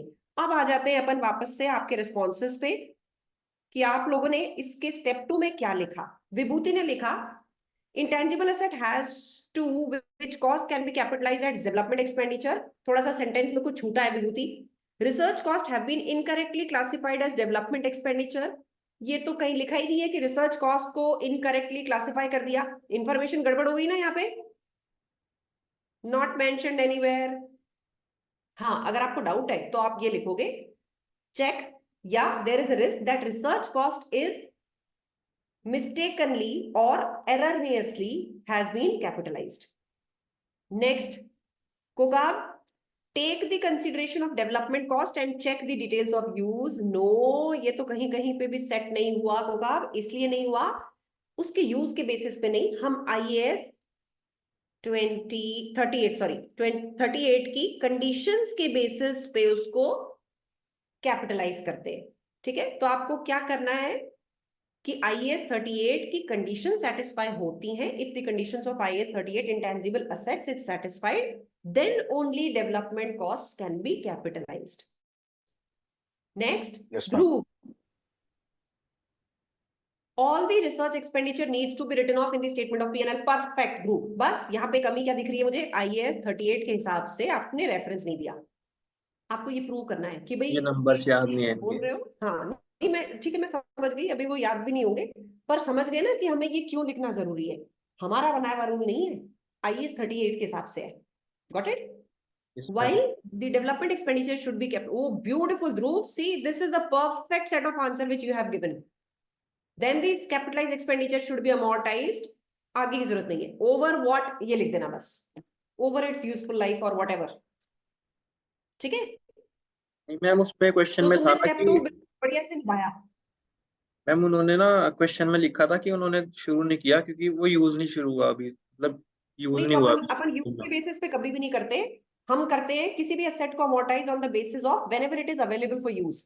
लेकिन इंटेंजिबल एसेट को कब से करते हैं? When the commercial production begins. Production start. मैंने इसलिए लिखा था कि डेवलपमेंट के बाद से, वही समझ प्रोडक्शन गई। का चाह रहा था मैं। लेकिन ना कमर्शियल प्रोडक्शन कब से स्टार्ट हो रहा है ये चीज भी कुछ क्लियर नहीं थी, तो हम इस चीज को इग्नोर कर सकते हैं। मेन ठीक है, मुद्दा तो R&D के बाइफरकेशन पे था, ठीक है, वो तुमने परफेक्ट लिखा। Thank you. Okay Sakshi, 1.2 million should not be capitalised. बेटा तुम्हें कैसे पता? हो सकता है सारी कंडीशन सेटिस्फाई हो रही हैं, एक ऑडिटर को कंडीशंस चेक करनी पड़ेंगी, तो हम पहले ही कंक्लूजन नहीं दे सकते। Technical feasibility and intention to complete should be assessed. ये तुमने ठीक बोला, that the conditions required as पर IAS 38 शुड बी असेस्ड। लेकिन ये तो बेटा तुम्हारे रेस्पॉन्स में आएगा कि तुम्हें ये असेस करना है। यहां पे क्या बोलना था? होना क्या चाहिए। होना क्या चाहिए? R&D में से जो रिसर्च के खर्चे they should be expense to P&L, and whatever conditions fulfil करके जो खर्चे होते हैं they are to be charge to, या they are to be capitalised as capitalised development expenditure. ठीक है, तो होना क्या चाहिए इज मिस्ड। तुमने यहाँ पे ये बोला करना क्या चाहिए, ये तो ऑडिटर रिस्पॉन्स में आएगा। होना क्या चाहिए बात करता है IAS क्या बोलता है, हम क्या करेंगे नहीं, IAS क्या बोलता है। ठीक है, got it? Yes, ma'am. Okay. Vinay, there is a risk that how entity splits the expenditure into risk and development cost. This should be as per IAS 38. बच्चे नाम लिखो इसका, where all costs should be expensed to P&L until the assets. Ooh, no. All research costs should be expensed to P&L and development costs should be capitalized if the conditions are satisfied. Profitable तो एक one of the conditions है. Okay, Vinay? Yes ma'am. ठीक है, okay. Then next सौरेश की बात आती है, IAS 38 should B complied with, inherent risk is increased, not needed. बेटा ये मत डालो, इसमें उलझ जाओगे। अब ये IAS 38 शुड बी कंप्लाइड, थोड़ा सा एग्जामिनर को ज्ञान दो कि आपको IAS 38 का पता है, यानी कि research and expenses, research expenses को P&L में ले जाना और डेवलपमेंट को कैपिटलाइज के लिए कुछ कंडीशन सेटिस्फाई करना, वो यहाँ पे इसमें मेंशन करना। ठीक है, ओके मैम। अब रिद्धि पे आती हूँ जो सबसे ज्यादा डरी पड़ी थी। रिद्धि, तुमने अगर इसका आंसर सही लिखा ना तो तुम्हारी फीस बढ़ा दूंगी मैं। ओके, अरे ये क्या हो गया, हिल गया तो सब। अच्छा चलो, even 0.6 million is expensed out of 1.8 million. 1.2 is the development cost is to be capitalized. ये तुमने ठीक लिखा, it has to be capitalized as per IAS 38 intangible assets. आगे ये क्लैरिफाई कर दो कि इसमें वो कंडीशंस फुलफिलमेंट चेक करनी होती है, if the conditions are fulfilled. ठीक है रिद्धि, वो मोटा मोटा ठीक है अभी। Okay, Then ma'am. Shali, as per IAS 38 intangible asset, only those cost। Vishali भाई साहब तुम जोरदार हो यार, परफेक्ट। स्टेप 2 में क्या ट्रीटमेंट होना चाहिए इस डेवलपमेंट कॉस्ट का, बिल्कुल परफेक्ट पुट किया आपने। As per IAS 38, intangible assets, comma, only those costs can be capitalized which meet the criteria laid down by the standard, and research cost should be expensed. Vaishali मजा आ गया, rank ला रही हो क्या वापस से इस बार? मतलब पिछली बार रचना लेके आई थी, इस बार वापस ऑडिट में रैंक आ रही है क्या मेरे पास? Okay Sukant, this can lead to the risk of development cost that is being capitalized as it is not yet been brought into use and later they are, समझ नहीं आ रहा, be chance that this technology becomes obsolete. No बेटा, no no no no no no no no, ये lead to, ये step 3 था। Number 1 आपने correct treatment discuss ही नहीं किया, आपने सीधा उसका रिजल्ट बता दिया। नंबर 2 टेक्नोलॉजी ऑब्सोलीट हो सकती है बेटा, वो तो कभी भी हो सकती है, किसी की भी हो सकती है, इस बेसिस पे तो PPE में कुछ डालना ही नहीं चाहिए। ठीक है सुकांत, समझ गए इसमें क्या चीज टेक्निकल गड़बड़ हो गई? Yes, ma'am. ठीक है, आपको ये मेंशन करना था कि IAS 38 के हिसाब से ट्रीटमेंट क्या होना चाहिए। ये स्टेप 3 की बात है कि अगर ये गलत कैपिटलाइज हो गया तो इससे क्या होगा, PPE Oh, yes. Over estimate हो जाएगी। PPE नहीं, एक इंटेंजिबल असेट, ओवरस्टेट हो जाएगा। ठीक है, अब आती हूँ सुशील की तरफ। सुशील ने क्या लिखा है? सुशील ने लिखा है okay, there is a risk of research expense being capitalised and, यार लिखा बंदे ने ठीक है। सुशील ये बताओ ये कौन सा स्टेप लिखा है तुमने? Second ma'am. नहीं, ये वाली जो लाइन है ना, ये स्टेप 3 है। नतीजा, इस केस में क्या गलती हुई होगी, दैट इज स्टेप 3 ना। ये जो तुम्हारा एज पर IAS 38 है, ये है स्टेप 2 कि इसका ट्रीटमेंट होना क्या चाहिए। As per IAS 38 intangible assets research expense should be charge to P&L, capital should be, capital expenditure should be capitalised, capital expenditure should be capitalised नहीं, development Oh expenditure yes, capitalised. yes, yes. ये था तुम्हारा step 2। ये step 3 है कि अब इस case में क्या होगा। तो स्टेप 3 में अपन क्या बात करते हैं भाई, जो तुमने गलती की है उसका नतीजा क्या निकलेगा। तो आपने बोला कि रॉन्ग P&L में चार्ज हो जाएगा, उसके बाद में जो आपके एक्सपेंसेस है वो ओवरस्टेट हो सकते हैं अगर रिसर्च एक्सपेंस गलत P&L में चला गया तो, और इंटेंजिबल असेट अंडरस्टेट हो सकता है। ये तो तुमने रिसर्च की बात करी। अगर डेवलपमेंट एक्सपेंस गलत कैपिटलाइज हो गया तो क्या होगा? एसेट्स ओवरस्टेट हो जाएंगे जैसे इंटरनल एसेट ओवरस्टेट हो जाएंगे और P&L या एक्सपेंसेस अंडरस्टेट हो जाएंगे। अंडरस्टेट हो जाएंगे। ठीक है, तो ओवरऑल ठीक है, मतलब पहले अटेम्प्ट के हिसाब से ठीक लिखा है सुशील। नेक्स्ट में सुकांत ने लिखा है and then can later also lead to understatement of expenses. ठीक लिखा है, लेकिन तुमने ये नहीं लिखा कि डेवलपमेंट एक्सपेंडिचर की अगर गड़बड़ हुई तो क्या होगा। असेट्स, अगर डेवलपमेंट एक्सपेंडिचर वाकई कैपिटलाइज नहीं होने थे तो क्या कर दिया आपने? असेट्स को Assets कर दिया overstate ओवरस्टेट कर दिए, और एक्सपेंसेस को कर दिया under. हिसाब से एक्सपेंस बनना था ना इसको, जो आप कैपिटलाइज करके असेट बना ले गए। तो असेट को तो ओवरस्टेट कर दिया और एक्सपेंसेस को क्या कर दिया? Understate. अंडरस्टेट कर दिया। ठीक है, ओवरऑल ये ठीक है, लेकिन स्टेप 3 में आना था ये। Then there can be risk that intangible asset can be overstated and research can be understated. ये ठीक है, थोड़ा सा और क्लियर हो सकता था वैशाली। ठीक है, कि अगर तुमने ये लिखा है कि जो रिसर्च है वो हो जाती अंडरस्टेट। अच्छा, तुम ये कह रही हो कि हमने रिसर्च के एक्सपेंस को डेवलपमेंट में अगर डाल दिया, हाँ तो ये ठीक लिख रही हो। ठीक है, अग्रीड, गुड वैशाली, गुड। ठीक है, then Riddhi is writing hence this leads to understatement of expenses and overstatement of incomes. No बेटा, ये कैसे हो सकता है? रिद्धि सोचो, आपने यहां लिखा कि इंटेंजिबल असेट्स वाले स्टैंडर्ड के हिसाब से ये जाना चाहिए था कैपिटलाइज होने। ठीक है, अंडरस्टेटमेंट ऑफ एक्सपेंस समझ में आता है कि हो सकता है कैपिटलाइज नहीं होना चाहिए था, यानी P&L में जाना चाहिए था और तुम नहीं लेके गए, तो अंडरस्टेटमेंट ऑफ एक्सपेंसेस तो है। ओवरस्टेटमेंट ऑफ इनकम कैसे हुई? इसको ऐसे देखो, डेवलपमेंट एक्सपेंस है, कहां ले गए? असेट में। अगर असेट नहीं होता तो कहां जाता? P&L में, करेक्ट? P&L में खर्चा बनता Yes, ma'am. Yes. तो असेट अगर वाकई ये नहीं था और P&L में जाना था तो आज के डेट में आपने क्या कर दिया? असेट को ज्यादा दिखा रखा है और खर्चों को कम दिखा रखा है। कम दिखा रहा। तो आपने लिखा अंडरस्टेटमेंट ऑफ एक्सपेंसेस, लेकिन ओवरस्टेटमेंट ऑफ क्या दिखाना था? Profits. No, Assets. Okay. Okay, ma'am. ठीक है, समझ गई? प्रॉफिट पे तो अपन ने कोई बात ही नहीं करी ना, इसका ट्रीटमेंट कहाँ गया होगा? हाँ। असेट में गया होगा। Yes, ma'am. ठीक है, Okay, तो ma'am. हमने असेट ज्यादा दिखा दिया होगा, ओवरस्टेटमेंट ऑफ प्रॉफिट, जबकि जो खर्चा दिखाना था वो दिखाया नहीं, इसका मतलब अंडरस्टेटमेंट ऑफ एक्सपेंसेस हो गया है। Okay, ma'am. Got it? Yes, ma'am. Thank you. Then Shanzi is saying there is a risk that the criteria may not have been met due to which intangible assets may have been over. Shanzi, शानदार, Shanzi, शानदार, perfect answer. Okay, next पे आती हूँ सौरेश ने, intangible non current assets में भी।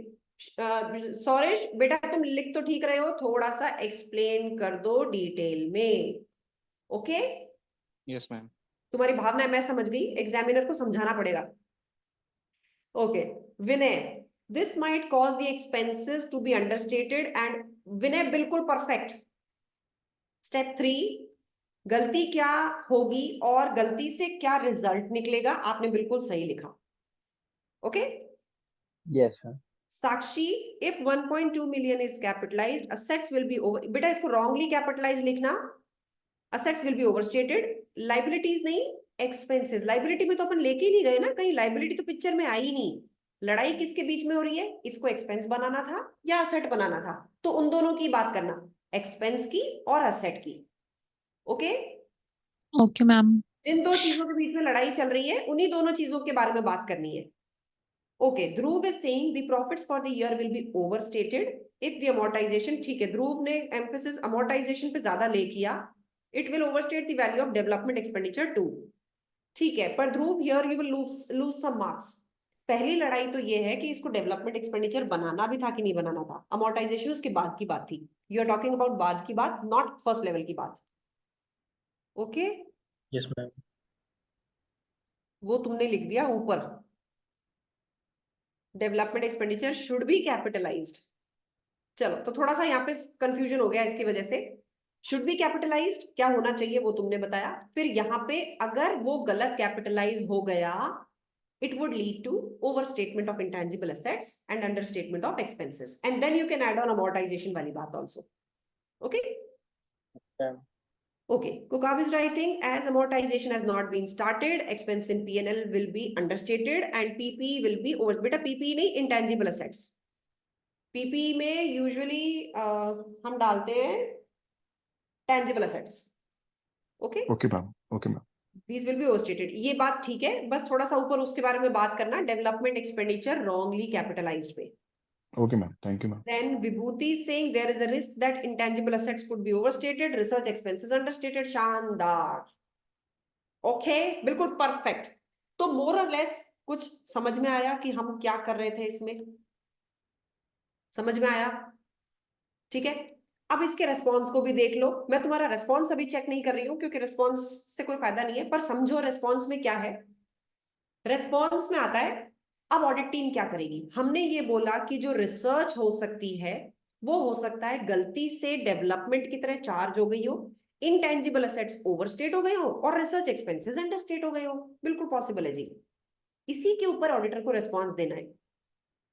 आपकी लड़ाई यही हो रही है ना कि गलत डेवलपमेंट एक्सपेंडिचर को आपने कैपिटलाइज कर दिया, तो क्या करें. ऑडिट टीम ये पूछेगी कि भाई R&D का मुझे ब्रेकअप दो. यही करोगे ना, ताकि पता लगाओ कि इसमें से कौन सा आइटम रिसर्च का है, कौन सा आइटम डेवलपमेंट का है. ये आप देखोगे कि डेवलपमेंट कॉस्ट और रिसर्च कॉस्ट कितनी है, तो डेवलपमेंट कॉस्ट का फिर आप क्राइटेरिया चेक करने जाओगे. Development expenditure should then be agreed that it is meeting the criteria of IAS 38. ठीक है, और एंड में फिर आप अमोर्टाइजेशन पे भी बात कर सकते हो. If all the conditions are satisfied and development expenditure has to be capitalized, then check for the policy on amortization of this expenditure. समझ गए? यानी कि मुझे यहाँ पे R&D में क्या कैपिटलाइज करना है और क्या P&L में ले जाना है, ये पता तब चलेगा जब मैं R&D की मेरे हाथ में डिटेल होगी. मैं देखूंगी एक एक को. ओके, ये डेवलपमेंट का खर्चा है, ये रिसर्च का खर्चा है, यानी मुझे उसकी डिटेल चाहिए. तो पहले तो मैनेजमेंट से उसका ब्रेकडाउन लो, या फिर details of research and expenditure. इसको कैसे बोलते हैं हम? ऑब्टेन. Don't say take. हम टेक नहीं बोलते, कुछ वर्ड्स होते हैं जो हमें प्रोफेशनली यूज करने. Obtain the breakdown of research and development expenditure to identify if correct amount of research expense has been taken to P&L and correct amount of development expenditure has been checked if all the conditions of IAS 38 are being satisfied. If these conditions are satisfied, then only these development expenditures should be capitalized. समझ गए? Got it? Auditor's response. Auditor's response. Hello, hello, hello. Yes, ma'am. Yes, ma'am. Yes ma'am. चलो, next question के लिए ready हो? इसका Google form मैं तुम्हें भेज रही हूँ. ऑडिटर्स रिस्पॉन्स बुलेट्स में लिखना, लेकिन इसका जो ऑडिट रिस्क है उसको डिटेल में लिखना. ग्रुप पे आ रहा है तुम्हारे पास अभी. इसका गूगल फॉर्म।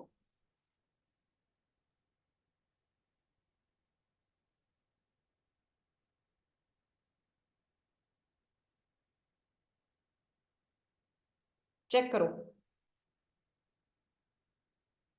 अब टाइम बाउंड करो। You are not suppose to take more than 5 minutes to do this.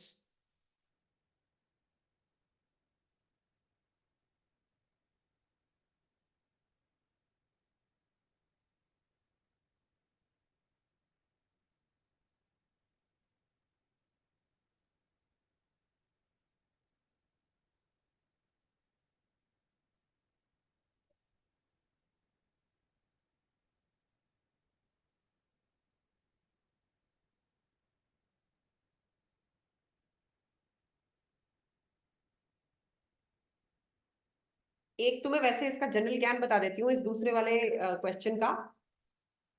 ये जो कह रहा है कि डायरेक्टर को रेम्यूनरेशन दिया और उन्होंने लोकल लेजिस्लेशन के हिसाब से डिस्क्लोजर नहीं किए। तुम्हें वैसे ज्ञान के लिए बता देती हूँ, हम जब IFRS स्टैंडर्ड्स फॉलो करते हैं और अगर हमारा लोकल लॉ कुछ बोलता है तो आपको लोकल लॉ के बेसिस पे भी डिस्क्लोजर्स करने होते हैं, क्योंकि आप उस कंट्री में एस्टेब्लिश्ड हो।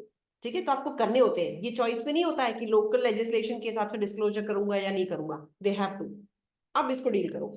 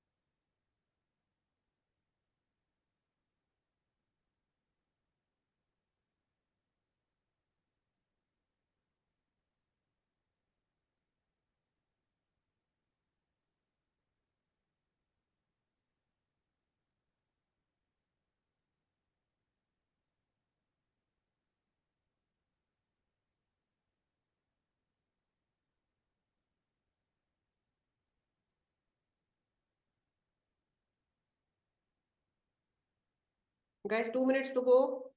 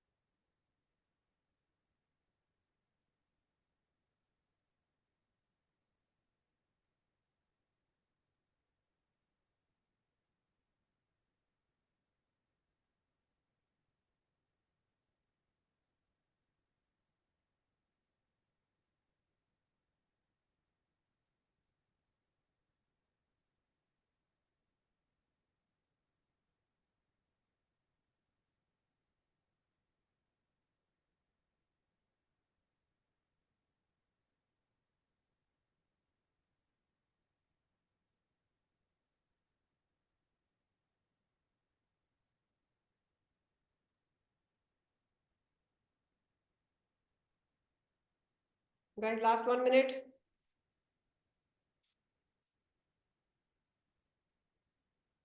Not even a single response.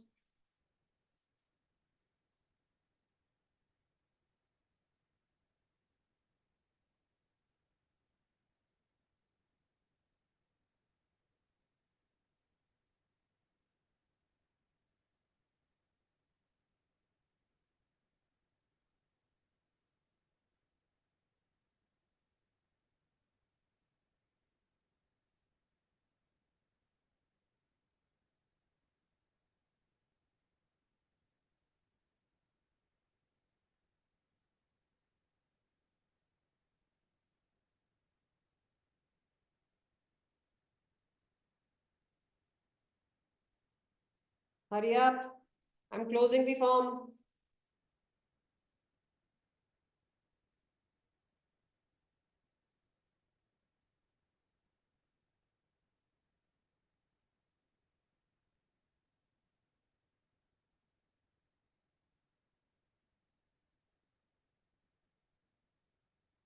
Okay, time's up.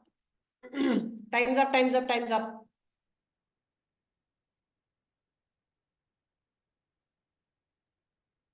Time's up. Ma'am response submit नहीं हो रहा है। करो करो, जैसा भी किया है करो। नहीं हो पाया। कोई बात नहीं, जैसा भी हुआ है वैसा करो। अब तो हो गया था। ना करने से तो अच्छा ही है ना। कोई बात नहीं, 4 वर्ड भी लिखे तो भी करो।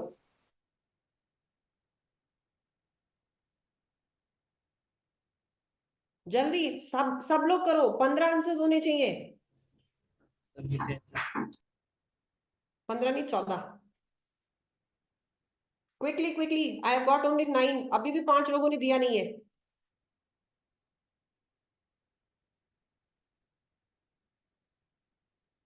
और ये जितने भी लोग हैं इनके 10-10 घंटे एलएमएस पे से कट, जिन्होंने नहीं सबमिट किया है।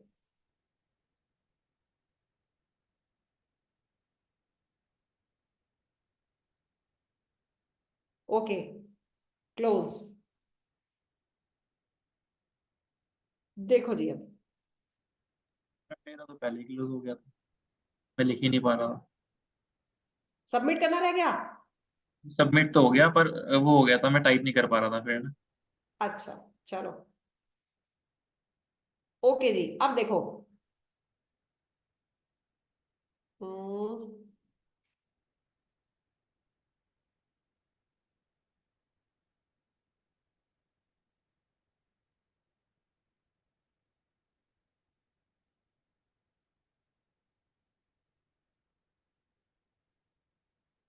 ये फॉर्म ही खोल दिया मैंने, ठीक है।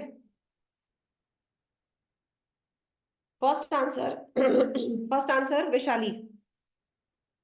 क्वेश्चन क्या था? कंपनी के डायरेक्टर्स ने एज पर आईएफआरएस स्टैंडर्ड अपना जो रेम्यूनरेशन दिखाया है वो तो ठीक दिखाया है, लेकिन लोकल लॉस के हिसाब से उनको जो डिस्क्लोजर्स करने थे वो डिस्क्लोजर उन्होंने नहीं किए। और रीजन क्या दिया उसका? What was the reason given? क्या रीजन दिया? कि ये तो एक बार ही होने वाला आइटम है, ओनरस। एक तो होता है कि जबरदस्ती का नुकसान वाला हो गया, दूसरा वन टाइम, क्योंकि नुकसान वाला इसलिए हम बार बार इसको करेंगे भी नहीं, इसलिए ये एडिशनल इंफॉर्मेशन उसको उसके रेफरेंस में देना नहीं चाहते।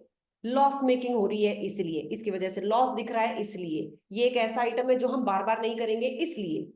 अब इसमें ऑडिट रिस्क क्या आता है, तो हम वापस से स्टेप 1 2 3 फॉलो करके करेंगे। वैशाली का आंसर मैं सबसे पहले देख रही हूं। इसमें वैशाली ने लिखा है Directors' remuneration have been disclosed correctly as per IFRS, but not in line with the local legislation. Vishali, बिल्कुल perfect. Step 1, introduction of the case. Directors' remuneration disclosure should be as per IFRS standard and local legislation. There is a risk that the disclosures are inadequate. चलो, अब इसका correct answer तुम लोगों को दिखाती हूँ, क्योंकि जिस केस में हमें पता ही नहीं है कि यहाँ पे रिजल्ट क्या निकल सकता है, उसके आंसर को हम कैसे ड्राफ्ट अप करते हैं।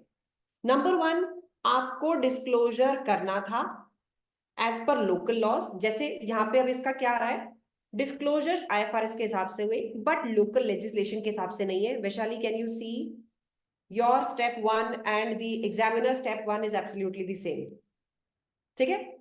आगे, जहां पे लोकल लेजिस्लेशन लगाना होता है वहां पे कंपनी को वो कंप्लाई करना होता है, यानी कि करेक्ट ट्रीटमेंट होना क्या चाहिए वो बता दिया गया है स्टेप 2 में।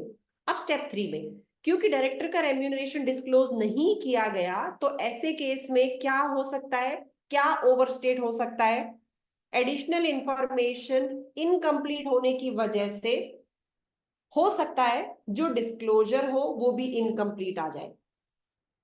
अंडरस्टेटमेंट और ओवरस्टेटमेंट आप इसमें वर्ड यूज ना करो तो बेटर है। क्यों? क्योंकि यहाँ पे प्रॉब्लम क्या थी, डिस्क्लोजर की। प्रॉब्लम अमाउंट कैलकुलेशन की थी नहीं, यहाँ पे प्रॉब्लम क्या थी, डिस्क्लोजर की।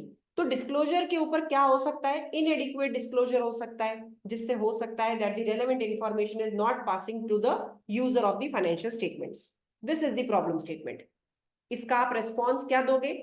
भाई आप मैनेजमेंट से डिस्कस कर सकते हो कि उनके लोकल लॉज क्या है and why is it essential to disclose the remuneration as per local laws also. बस इतना ही कर सकते हो।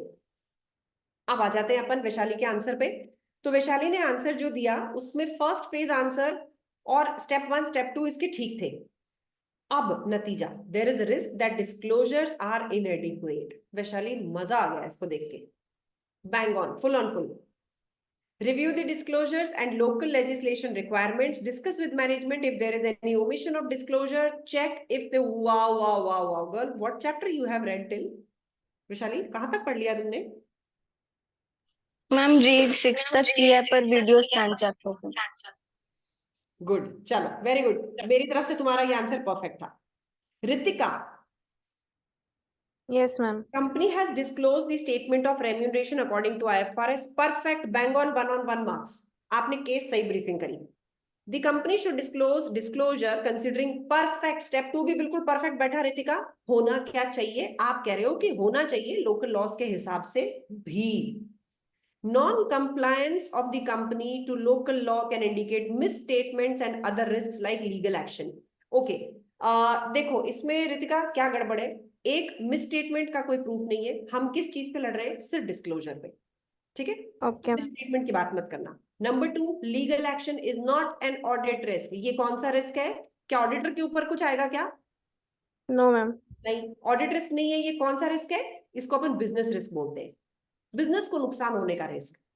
ठीक है, तो बच्चे यही गलती करते हैं कि बिजनेस रिस्क के बारे में बात करने लग जाते हैं rather than audit risk. Okay, got it? Ma'am. Auditor should ask the management for fulfilling the compliance. Very good. And if the management does not respond, he should indicate in his audit report. चलो ठीक है, ठीक है, मैं इसके marks दूंगी तुम्हें। Overall अच्छा लग रहा है, ठीक है। Okay ma'am. तो Ritika you handle this case really well. आगे सुकांत पे आते हैं। ओके, सुकांत ने लिखा the company has disclosed the remuneration as per IFRS but not complied. Perfect Sukant, case briefing bang on. Company should declare the details as per local legislation should be met. ये भी bang on, very good. This will lead to risk of smooth functioning of the company. We don't know बच्चे एक disclosure से functioning of the company पे कैसे impact पड़ेगा। As the local government may issue summons for the company. वापस से सुकांत बताओ ये कौन सा रिस्क है? Business risk. समझ गए?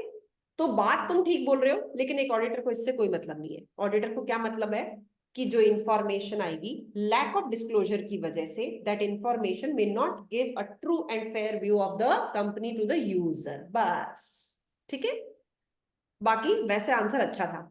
Must confer and acquire the details of the remuneration, duty of the auditor to check. ठीक है, ये ठीक है, provided to whomsoever. ओके, लेकिन यहाँ पे you miss talking about the local laws. ठीक है, कि लोकल लॉज के हिसाब से क्या चाहिए था एंड इंश्योरिंग कि वो डिस्क्लोजर बुक्स ऑफ अकाउंट्स में जाए। ओके, जनरली सही बोला तुमने, लोकल लॉज वर्ड मिस हो गया यहाँ पे। ठीक है, Okay. चलो नेक्स्ट पे आती हूँ। Now it's Sakshi's turn. Sakshi, the company's directors have correctly disclosed as per IFRS but does not provide as per local legislation. Case briefing, perfect. Remuneration disclosure should be done and local legislation, perfect. Failing to provide additional disclosures. बस यहाँ पे मुझे छोटा छोटा सा reservation है, financial statements incomplete नहीं होंगे बेटा, डिस्क्लोजर नीचे होता है नोट्स टू अकाउंट्स में, फाइनेंशियल स्टेटमेंट्स पूरे हो सकते हैं, लेकिन ये बोल सकते हो आपको लैक ऑफ डिस्क्लोजर की वजह से यूजर के लिए लेस फेयर एंड इंफॉर्मेटिव होंगे, ठीक है। Lack of fairness and information can lead to not serving the purpose of the user of financial statements. तो इनकम्प्लीट एंड अप्रोप्रिएट नहीं बोल पाएंगे अपन इस चीज पे। Okay, review the financial statements to check whether the details have been in local legislation have been included. सबसे पहले ये कोशिश करना यहाँ पे बच्चे कि आप लोकल लेजिस्लेशन के बारे में जानो, उसके बाद में इंश्योर कराओ कि मैनेजमेंट इसको इंक्लूड कर ले। Okay, tell them the consequences कि क्यों डालना जरूरी है, ठीक है। क्लियर है साक्षी? Yes, ma'am. Okay, Dhruv. The directors of the company have made the disclosure in accordance with IFRS, while the local legislation demands more disclosure, which they are not intending to provide bang on perfect case briefing. The directors should make the disclosure as needed, as it is required as per law. They are operating in very good. There may be some serious legal complications faced by the company. It happens, the auditor should make sure a proper disclosure. बच्चे ये क्या है ध्रुव? मैं अभी वही सोच रहा था कि रिस्पॉन्स मैंने इसमें डाल दिया। और ये सबसे अच्छी बात है ध्रुव कि तुम पकड़ गए कि ऑडिटर्स रिस्पॉन्स है। तुम्हें पता है 90% बच्चा ये समझ ही नहीं पाता कि मैं ऑडिट रिस्क में ऑडिट रिस्पॉन्स डाल रहा हूँ। मैंने ही किया ना जब सबमिट किया, उसके बाद से अब तक यही सोचा। कोई बात नहीं, पर तुम पकड़ गए ना, so that's a good development ना, दिस शुड बी हियर। अच्छा, दूसरा कंपनी फेस करेगी, ये तुमने अभी सीखा, क्या है ये? What risk is this? Business risk. हमारे लिए तो रिस्क सिर्फ इतना ही है कि बुक्स ऑफ अकाउंट्स में डिटेल्ड और as per required law disclosure नहीं होगा। ऑडिटर शुड कम्युनिकेट, बिल्कुल परफेक्ट लिखा तुमने, और लेजिस्लेशन इज नॉट, ये सही है। बस ये सेंटेंस यहां आ जाता तो बात बन जाए। ओके, अच्छा लिखा Dhruv, very good, very nice, improving at a good extent. Okay, अब बढ़ते हैं अपन ध्रुव के बाद में विभूति। ओके, विभूति ने क्या लिखा है? इसने अच्छा लिखा होगा, विभूति डिटेल लिखती है। Directors remuneration disclosure should have been, बेटा शुड हैव बीन नहीं, कर दिया उन्होंने आईएफआरएस स्टैंडर्ड्स के हिसाब से, but not local legislation which the company, correct, where the local legislation is more inclusive than IFRS standards, it is likely that the company must comply. देखो विभूति, थोड़े से 2-3 वर्ड्स ऐसे हो रहे हैं जो गलत मीनिंग दे रहे हैं सेंटेंस को। कैसे? It is likely that the company must comply. Likely का मतलब होता है ज्यादा चांसेस है कि कंपनी कंप्लाई करेगी, चांसेस की बात ही नहीं है बच्चे, the company must comply. Okay, the director's remuneration disclosure will not be complete if the additional, perfect है, ठीक है, done. The management should discuss the matter and review. किससे डिस्कस करना है बेटा? Management should discuss. किससे? मैनेजमेंट क्या करेगी हमें नहीं बताना, हम क्या करेंगे? हम डिस्कस करेंगे मैनेजमेंट से, and review the requirements of local legislation to determine if the disclosure is included appropriately. ये ठीक है, लेकिन तुम्हें डिस्कशन तुम्हें करना है मैनेजमेंट से। मैनेजमेंट को डिस्कस करने की सलाह नहीं देनी है, मैनेजमेंट को बोलना है ये ट्रीटमेंट करो, ठीक है विभूति? इंग्लिश की वजह से मतलब बदल रहा है। Okay Vibhuti, Narayan, Sauresh, directors have correctly disclosed their remuneration according to IFRS, but they are not complying with, bang on, very good Sorish. The financial statement should be prepared in line with applicable financial framework. If local legislation requires detailed description, Sorish, तुसी छा गए, financial statements are not prepared, which makes the financial materially misstated. Sorish, थोड़ा सा harsh नहीं हो गया? मतलब छोटी सी बात थी, तो मिसस्टेट नहीं होंगे, हम क्या बोलेंगे? लैक ऑफ डिस्क्लोजर है। ओके ओके मैम, ठीक है। Okay, discuss with the directors regarding the requirements, if the directors are not rectifying then alter the audit opinion. Okay, this is again quite harsh, although auditor करेगा यही, इसको थोड़ा सा प्यार से बोल देना, बाकी ये तुमने बिल्कुल बैंग ऑन लिखा है, ठीक है? Okay ma'am, I just tried this activity for the first time and I can see hell lot of improvement in what you wrote in first answer and what you're writing in the second answer. Okay, Riddhi, अब ये हमारी डरी हुई लड़की देखते हैं क्या लिखा है इसने.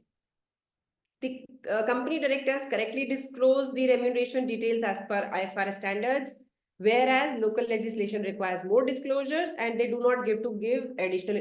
Perfecto. As we know, beta, we never use this word we. कभी भी we, I, us, हम कभी भी ACCA के एग्जाम्स में ये यूज नहीं करेंगे. इसको क्या बोलेंगे? Considering the national laws, the disclosure must follow to the local legislation also. ठीक है? IV को यूज मत करो कभी भी. Takes precedence over internal laws and as such directors of company give additional disclosure. Okay, यहाँ थोड़ा सा sentence गड़बड़ हो गया Riddhi. Internal laws national laws एक ही तो बात है. इंटरनल लॉज मतलब किसी देश के इंटरनल लॉज, नेशनल लॉज मतलब नेशन के लॉज. तो यहां मैं जो समझ पा रही हूं तुम क्या लिखना चाह रही थी, the local laws take precedence over IFRS standards और एनी इंटरनेशनल लॉज. ठीक है? And as such the directors should give disclosure as per what you missed this. तो तुम क्लैरिटी नहीं दे रही हो रिद्धि, बाकी तुम सोच सही रही हो. अब ये क्लैरिटी पे काम करो. तुम्हारा सेंटेंस जैसे यहाँ पे ना बीच में छूट गया. The company should give additional disclosure. किसके बेसिस पे? IFRS के बेसिस पे नहीं. Additional disclosure as required by the local legislation. ठीक है? Okay, बाकी तुमने ठीक लिखा है. Hence in this situation they are not giving, thus the financial statements materially misstated मत लिखो, lack of disclosure आएगा इसमें. okay. देन तुमने ये ठीक लिखा है, डिस्कस विद द डायरेक्टर नहीं, इसको लिखो management. Okay, then to give disclosure as per local. Local legislation. ठीक है? तो तुम्हारी वर्ड चॉइस गड़बड़ हो रही है, बाकी मोर और लेस भावनाएं तुम समझ रही हो. Okay, ma'am. ओके, तो डरने का नहीं. You are on the right path and will be definitely passing, so don't worry.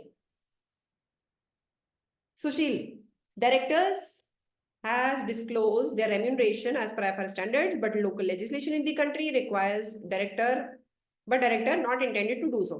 Case briefing बिल्कुल सही है सुशील, थोड़ी सी इंग्लिश बीच बीच में गड़बड़ हो रही है. Directors should disclose their remuneration details as per local legislation too, because local legislation is more needed than IFRS. नहीं बेटा, अपन ऐसे नहीं लिखेंगे, इसको ऐसे लिखो. Because the local legislation must be followed over and above the IFRS standards. ठीक है? इसको ऐसे लिखो. More needed नहीं लिख सकते अपन कि इनकी ज्यादा जरूरत है, हमें वो फॉलो करने पड़ते हैं क्योंकि हम वहां पे ऑपरेट करते हैं. ठीक है? बस इंग्लिश में गड़बड़ है थोड़ी सी. There may be a risk of incorrect treatment because the remuneration as per local legislation, so that the company is not intended to do so, may be risk of overstatement. नहीं बेटा, ये गड़बड़ होगी काफी ज्यादा, और वो भी इंग्लिश की वजह से. रेम्यूनरेशन में इनकरेक्ट ट्रीटमेंट की बात क्वेश्चन ने नहीं बोली. क्वेश्चन ने सिर्फ इतना बोला कि डिस्क्लोजर इशू है. तो डिस्क्लोजर इशू में हम सिर्फ इतना ही बोलेंगे that because of the lack of disclosure relating to the detail of directors remuneration, the financial statements may lack clarity. बस. ठीक है? ओके सुशील? यस. ओके, तुमने ये ठीक लिखा. Discuss with the management and ask why not to intend. So they तो रखा है उन्होंने, हम वापस क्यों पूछेंगे? वो बोल तो रहे हैं कि हमें ओनरस लग रहा है इसलिए नहीं बता रहे. यस. ठीक है? तो इसकी जरूरत नहीं है. देन डिटेल चेक करो डायरेक्टर रेम्यूनरेशन की, और डिटेल्स चेक करो लोकल लेजिस्लेशन की कि रिक्वायरमेंट है क्या, and then that requirement is met. मैं वही लिख रहा था in detail about the local legislation. नहीं, मैं समझ गई, तुम ये लिख दोगे. बस थोड़ा सा अपने इंग्लिश राइटिंग पे ध्यान रखना सुशील, मतलब नहीं बदल जाए जो तुम कहना चाह रहे हो और जो कह रहे हो. ओके ओके, अब मैं आती हूँ शैनजी की तरफ. Directors made a disclosure in accordance to IFRS only without considering the local legislation. ठीक है? There is a risk that the financial statements may not be complete due to insufficient disclosures. शैनजी, ये तो स्टेप 3 है. नतीजा ये हो सकता है इनअप्रोप्रिएट ओपिनियन. नहीं, ओपिनियन पे अपन बात नहीं करेंगे. हम बात ये करेंगे कि इनसफिशिएंट डिस्क्लोजर्स की वजह से फाइनेंशियल स्टेटमेंट्स कंप्लीट ना लगे. यू मिस्ड की ट्रीटमेंट होना क्या था? अपना स्टेप 2 क्या था? ट्रीटमेंट क्या होना चाहिए था? तो होना ये चाहिए था that the detailed disclosures related to directors remuneration should be made as per the local laws. फिर तीसरे पे आओ, there is a risk कि ये कंप्लीट ना हो because of insufficient disclosure. ठीक है शान जी, समझ गए? यहां का मिस कर गए? Got it? बट ओवरऑल तुम्हारा क्वेश्चन 1 और क्वेश्चन 2 में काफी प्रोग्रेस थी. ठीक है, सो डोंट वरी, अभी तक तो as of now you all are going on the correct path. Riddhi, डरने की जरूरत नहीं है. सेक्शन बी के क्वेश्चंस तो अब चालू हुए. अब कल के टेस्ट में आप क्या करेंगे? कल के टेस्ट में सिर्फ ऑडिट रिस्क और रेस्पॉन्स रिलेटेड चीजें ही आएंगी. ज्यादा मार्क्स मैं काटूंगी ऑडिट रिस्क पे, ऑडिट रेस्पॉन्स पे I will keep my marking lenient. ये जो सिर्फ ऑडिट रिस्क वाले क्वेश्चंस हैं 4 से 5, वो ट्राई करना, उसके आगे तुम्हें कुछ नहीं करना. उसके अलावा अगर तुम एलएमएस पे जाके देखोगे, मैंने एक इसकी एग्जॉस्टिव लिस्ट भी डाल रखी है. वो लिस्ट भी आपको काफी हद तक हेल्प करेगी ये समझने में कि हम ऑडिट रिस्क और रेस्पॉन्स कैसे बनाते हैं. ये तुम्हें अपने फोल्डर पे नजर आएगी. हाँ, उसमें है ये. ठीक है, तो उसी को बेसिस बनाते हुए अब तुम्हें क्या हर चीज का रीजन समझ में आने लग जाएगा कि ओके, हमें इस तरह से इसका आंसर बिल्डअप करना है. कहाँ गई वो? Complete risk of audit risk and auditors responses. इसको डाउनलोड करो, इसी को पढ़ लो. और कल वाला क्वेश्चन टोटल 10 मार्क्स का है, छोटा सा, ताकि तुम्हें एकदम से बड़े टेस्ट का धक्का ना लग जाए. तो वो 10 मार्क्स का क्वेश्चन है, उसको अच्छे से करना. ऑडिट रिस्क से रिलेटेड ही होगा, जैसे अभी अपन ने प्रैक्टिस करी है उसी तरह का. तो एक तो कल वाले टेस्ट को मिस नहीं करना है, वो 24 आवर्स तक ओपन रहेगा. मैं कल सुबह ओपन करूंगी, वो रात तक ओपन रहने वाला है. आराम से करना उसको. ठीक है, और फिर वर्ड डॉक्यूमेंट पे आप करके, मैं एक ईमेल आईडी आपको भेजूंगी हमारे अपने जो व्हाट्सएप ग्रुप है उसके ऊपर, उस पे भेज देना. वर्ड डॉक्यूमेंट में करा हुआ, टेबल फॉर्म में करा हुआ. मैंने अभी जो टेबल बनाई है उसी तरह से आपको टेबल यहाँ पे बना के उसमें करना है. टेबल कैसे बनेगी वो देख लो एक बार. वर्ड डॉक्यूमेंट पे टेबल बनानी आती है ना, वो टेबल बनानी है. इंसर्ट पे जाओ और इंसर्ट पे टेबल पे आ जाओ. बन गई. यहां पे डालना आपने तुम ऑडिट रिस्क और ये लो ऑडिटर्स रेस्पॉन्सेज. अब तुम बोलोगे कि मैम ये टेबल एग्जाम में दी होगी. हाँ जी, आपको ये टेबल बनी बनाई दी होती है. आपको सीधा उसमें वैल्यूज पुट करनी होती है, अपना ठन ठन ठन ठन लिखते जाना होता है. ठीक है, जब भी क्वेश्चन में कुछ नंबर्स या अमाउंट्स यूज होते हैं, please do use those numbers when you are briefing the audit risk, specially case briefing में. ठीक है, केस ब्रीफिंग में जरूर उन नंबर्स को यूज करो. बिना नंबर्स को यूज करे आप अपनी केस ब्रीफिंग आधी छोड़ दोगे. समझ गए मैं क्या कह रही हूँ? यानी कि 1.8 मिलियन वाले में 1.8 मिलियन, 0.6 मिलियन, 1.2 मिलियन, इन नंबर्स को यूज करना है. Don't write some amount has been expense to PNL, some amount has been taken to capitalized assets. Amount बोलो कितना, सम अमाउंट नहीं. Got it? तो एक तैयारी तुम्हें ये लिस्ट वाली करनी है. दूसरी तैयारी तुम्हें सारे स्टैंडर्ड्स रिवाइज करके उनके नाम याद करने हैं. स्टैंडर्ड्स कैसे रिवाइज करोगे? मैम ने ये क्या बोल दिया? मैंने डाल रखा है यहाँ पे रिवीजन शॉट, एफआर का रिवीजन शॉट. तो मोटे मोटे जो स्टैंडर्ड्स है ना, जैसे तुम्हें आईएफआरएस 9 की डिटेल में जाने की जरूरत नहीं है, 21 की जाने की जरूरत नहीं है, 15 पे जा सकते हो, आईएफआरएस 16 पे जाओ तो चले जाओ, वरना मत देखो. आईएफआरएस बाकी सारे जो है वो जरूर से देखने हैं तुम्हें. ये देखो, आईएस 16 जरूर देखना है, 40, 36, 38 इम्पेयरमेंट वाले, आरएनडी वाले, ये जरूर देख के आना, ताकि तुम्हें याद तो रहे कि एटलीस्ट अकाउंटिंग ट्रीटमेंट बोलता क्या है. इनकी कंडीशंस बहुत ज्यादा डिटेल में नहीं करनी, लेकिन ऊपर ऊपर तुम्हें पता होना चाहिए कि अच्छा रिसर्च नाम की भी कोई चीज होती है, अच्छा इम्पेयरमेंट नाम की भी कोई चीज होती है, रिकवरेबल अमाउंट भी कोई आइटम होता है, इसका स्टैंडर्ड नंबर क्या है, उसका नाम क्या है स्टैंडर्ड का. ठीक है, तो ये 2-3 चीजों की तैयारी करो. टेस्ट कल है, आज का पूरा दिन यूटिलाइज करो और कल इस टेस्ट को जरूर देना. 10 मार्क्स का है, छोटा सा है, पागल होने की जरूरत नहीं है, डिप्रेस होने की जरूरत नहीं है. ये तुम्हारी प्रैक्टिस के लिए है. ठीक है, हमें धीरे धीरे टेस्ट 1 के जो मार्क्स बच्चों के आते हैं ना, वो 10 में से 4 आते हैं, और जब लास्ट टेस्ट चल रहा होता है तो 10 में से 7 आने लग जाते हैं. तो हमें 4 से 7 की जर्नी तय करनी है प्रैक्टिस कर करके. डू नॉट एक्सपेक्ट कि इसी टेस्ट में मेरे को 10 में से 9 मिलने चाहिए. बेटा इतने तो एसीसी में भी नहीं मिलते. Okay, got it? मैम ये एक बार ना ये आईएएस और आईएफआरएस का एक लिस्ट बना के उसका थोड़ा सा ब्रीफ डिस्कशन का एक नोट दे देते। उसी में है सुशील, रुको उसमें दिखाती बस हूँ। वीडियो है। ये वाले जो है ना, ये वीडियोस है। वो नोट्स के बारे में बोल रहा था। Welcome to the revision for FR. Notes में तुम उलझ जाओगे, बस सीधे सीधे देखते चलो। डेप्रिसिएशन, कई बिजनेसेस ये ऑप्ट करते हैं कि नोट्स में सारी एफआर की चीजें होंगी, तुम्हें सिर्फ ऊपर ऊपर का ध्यान। अब जैसे ये है, ये स्टेटमेंट ऑफ पीएनएल, इसकी जरूरत नहीं है तुम्हें। तुम्हें क्या जरूरत है? Cost model, revaluation model, OCI में लेके जाते हैं। कौन सा खर्चा कैपिटलाइज होता है, ये देखो कौन सा कैपिटलाइज होता है। बोरोइंग कॉस्ट में क्या होता है, इसमें ही बोरोइंग कॉस्ट भी आ जाएगी। तो बोरोइंग कॉस्ट का ऊपर ऊपर का, ठीक है, ऊपर ऊपर का करना है, नोट्स तक मत जाओ। ये सारे इतनी डिटेल में नहीं जाना, ठीक है। जैसे ये इधर भी ये आएगा। अब ये प्रैक्टिकल क्वेश्चन की जरूरत नहीं है, इसको मैं उड़ा देती हूँ। तुम्हें प्रैक्टिकल क्वेश्चन क्यों देखना है? ये हो गया ब्रीफ्ड विद आईएफआरएस 9, ये प्रैक्टिकल भी उड़ा देती हूँ यहाँ से।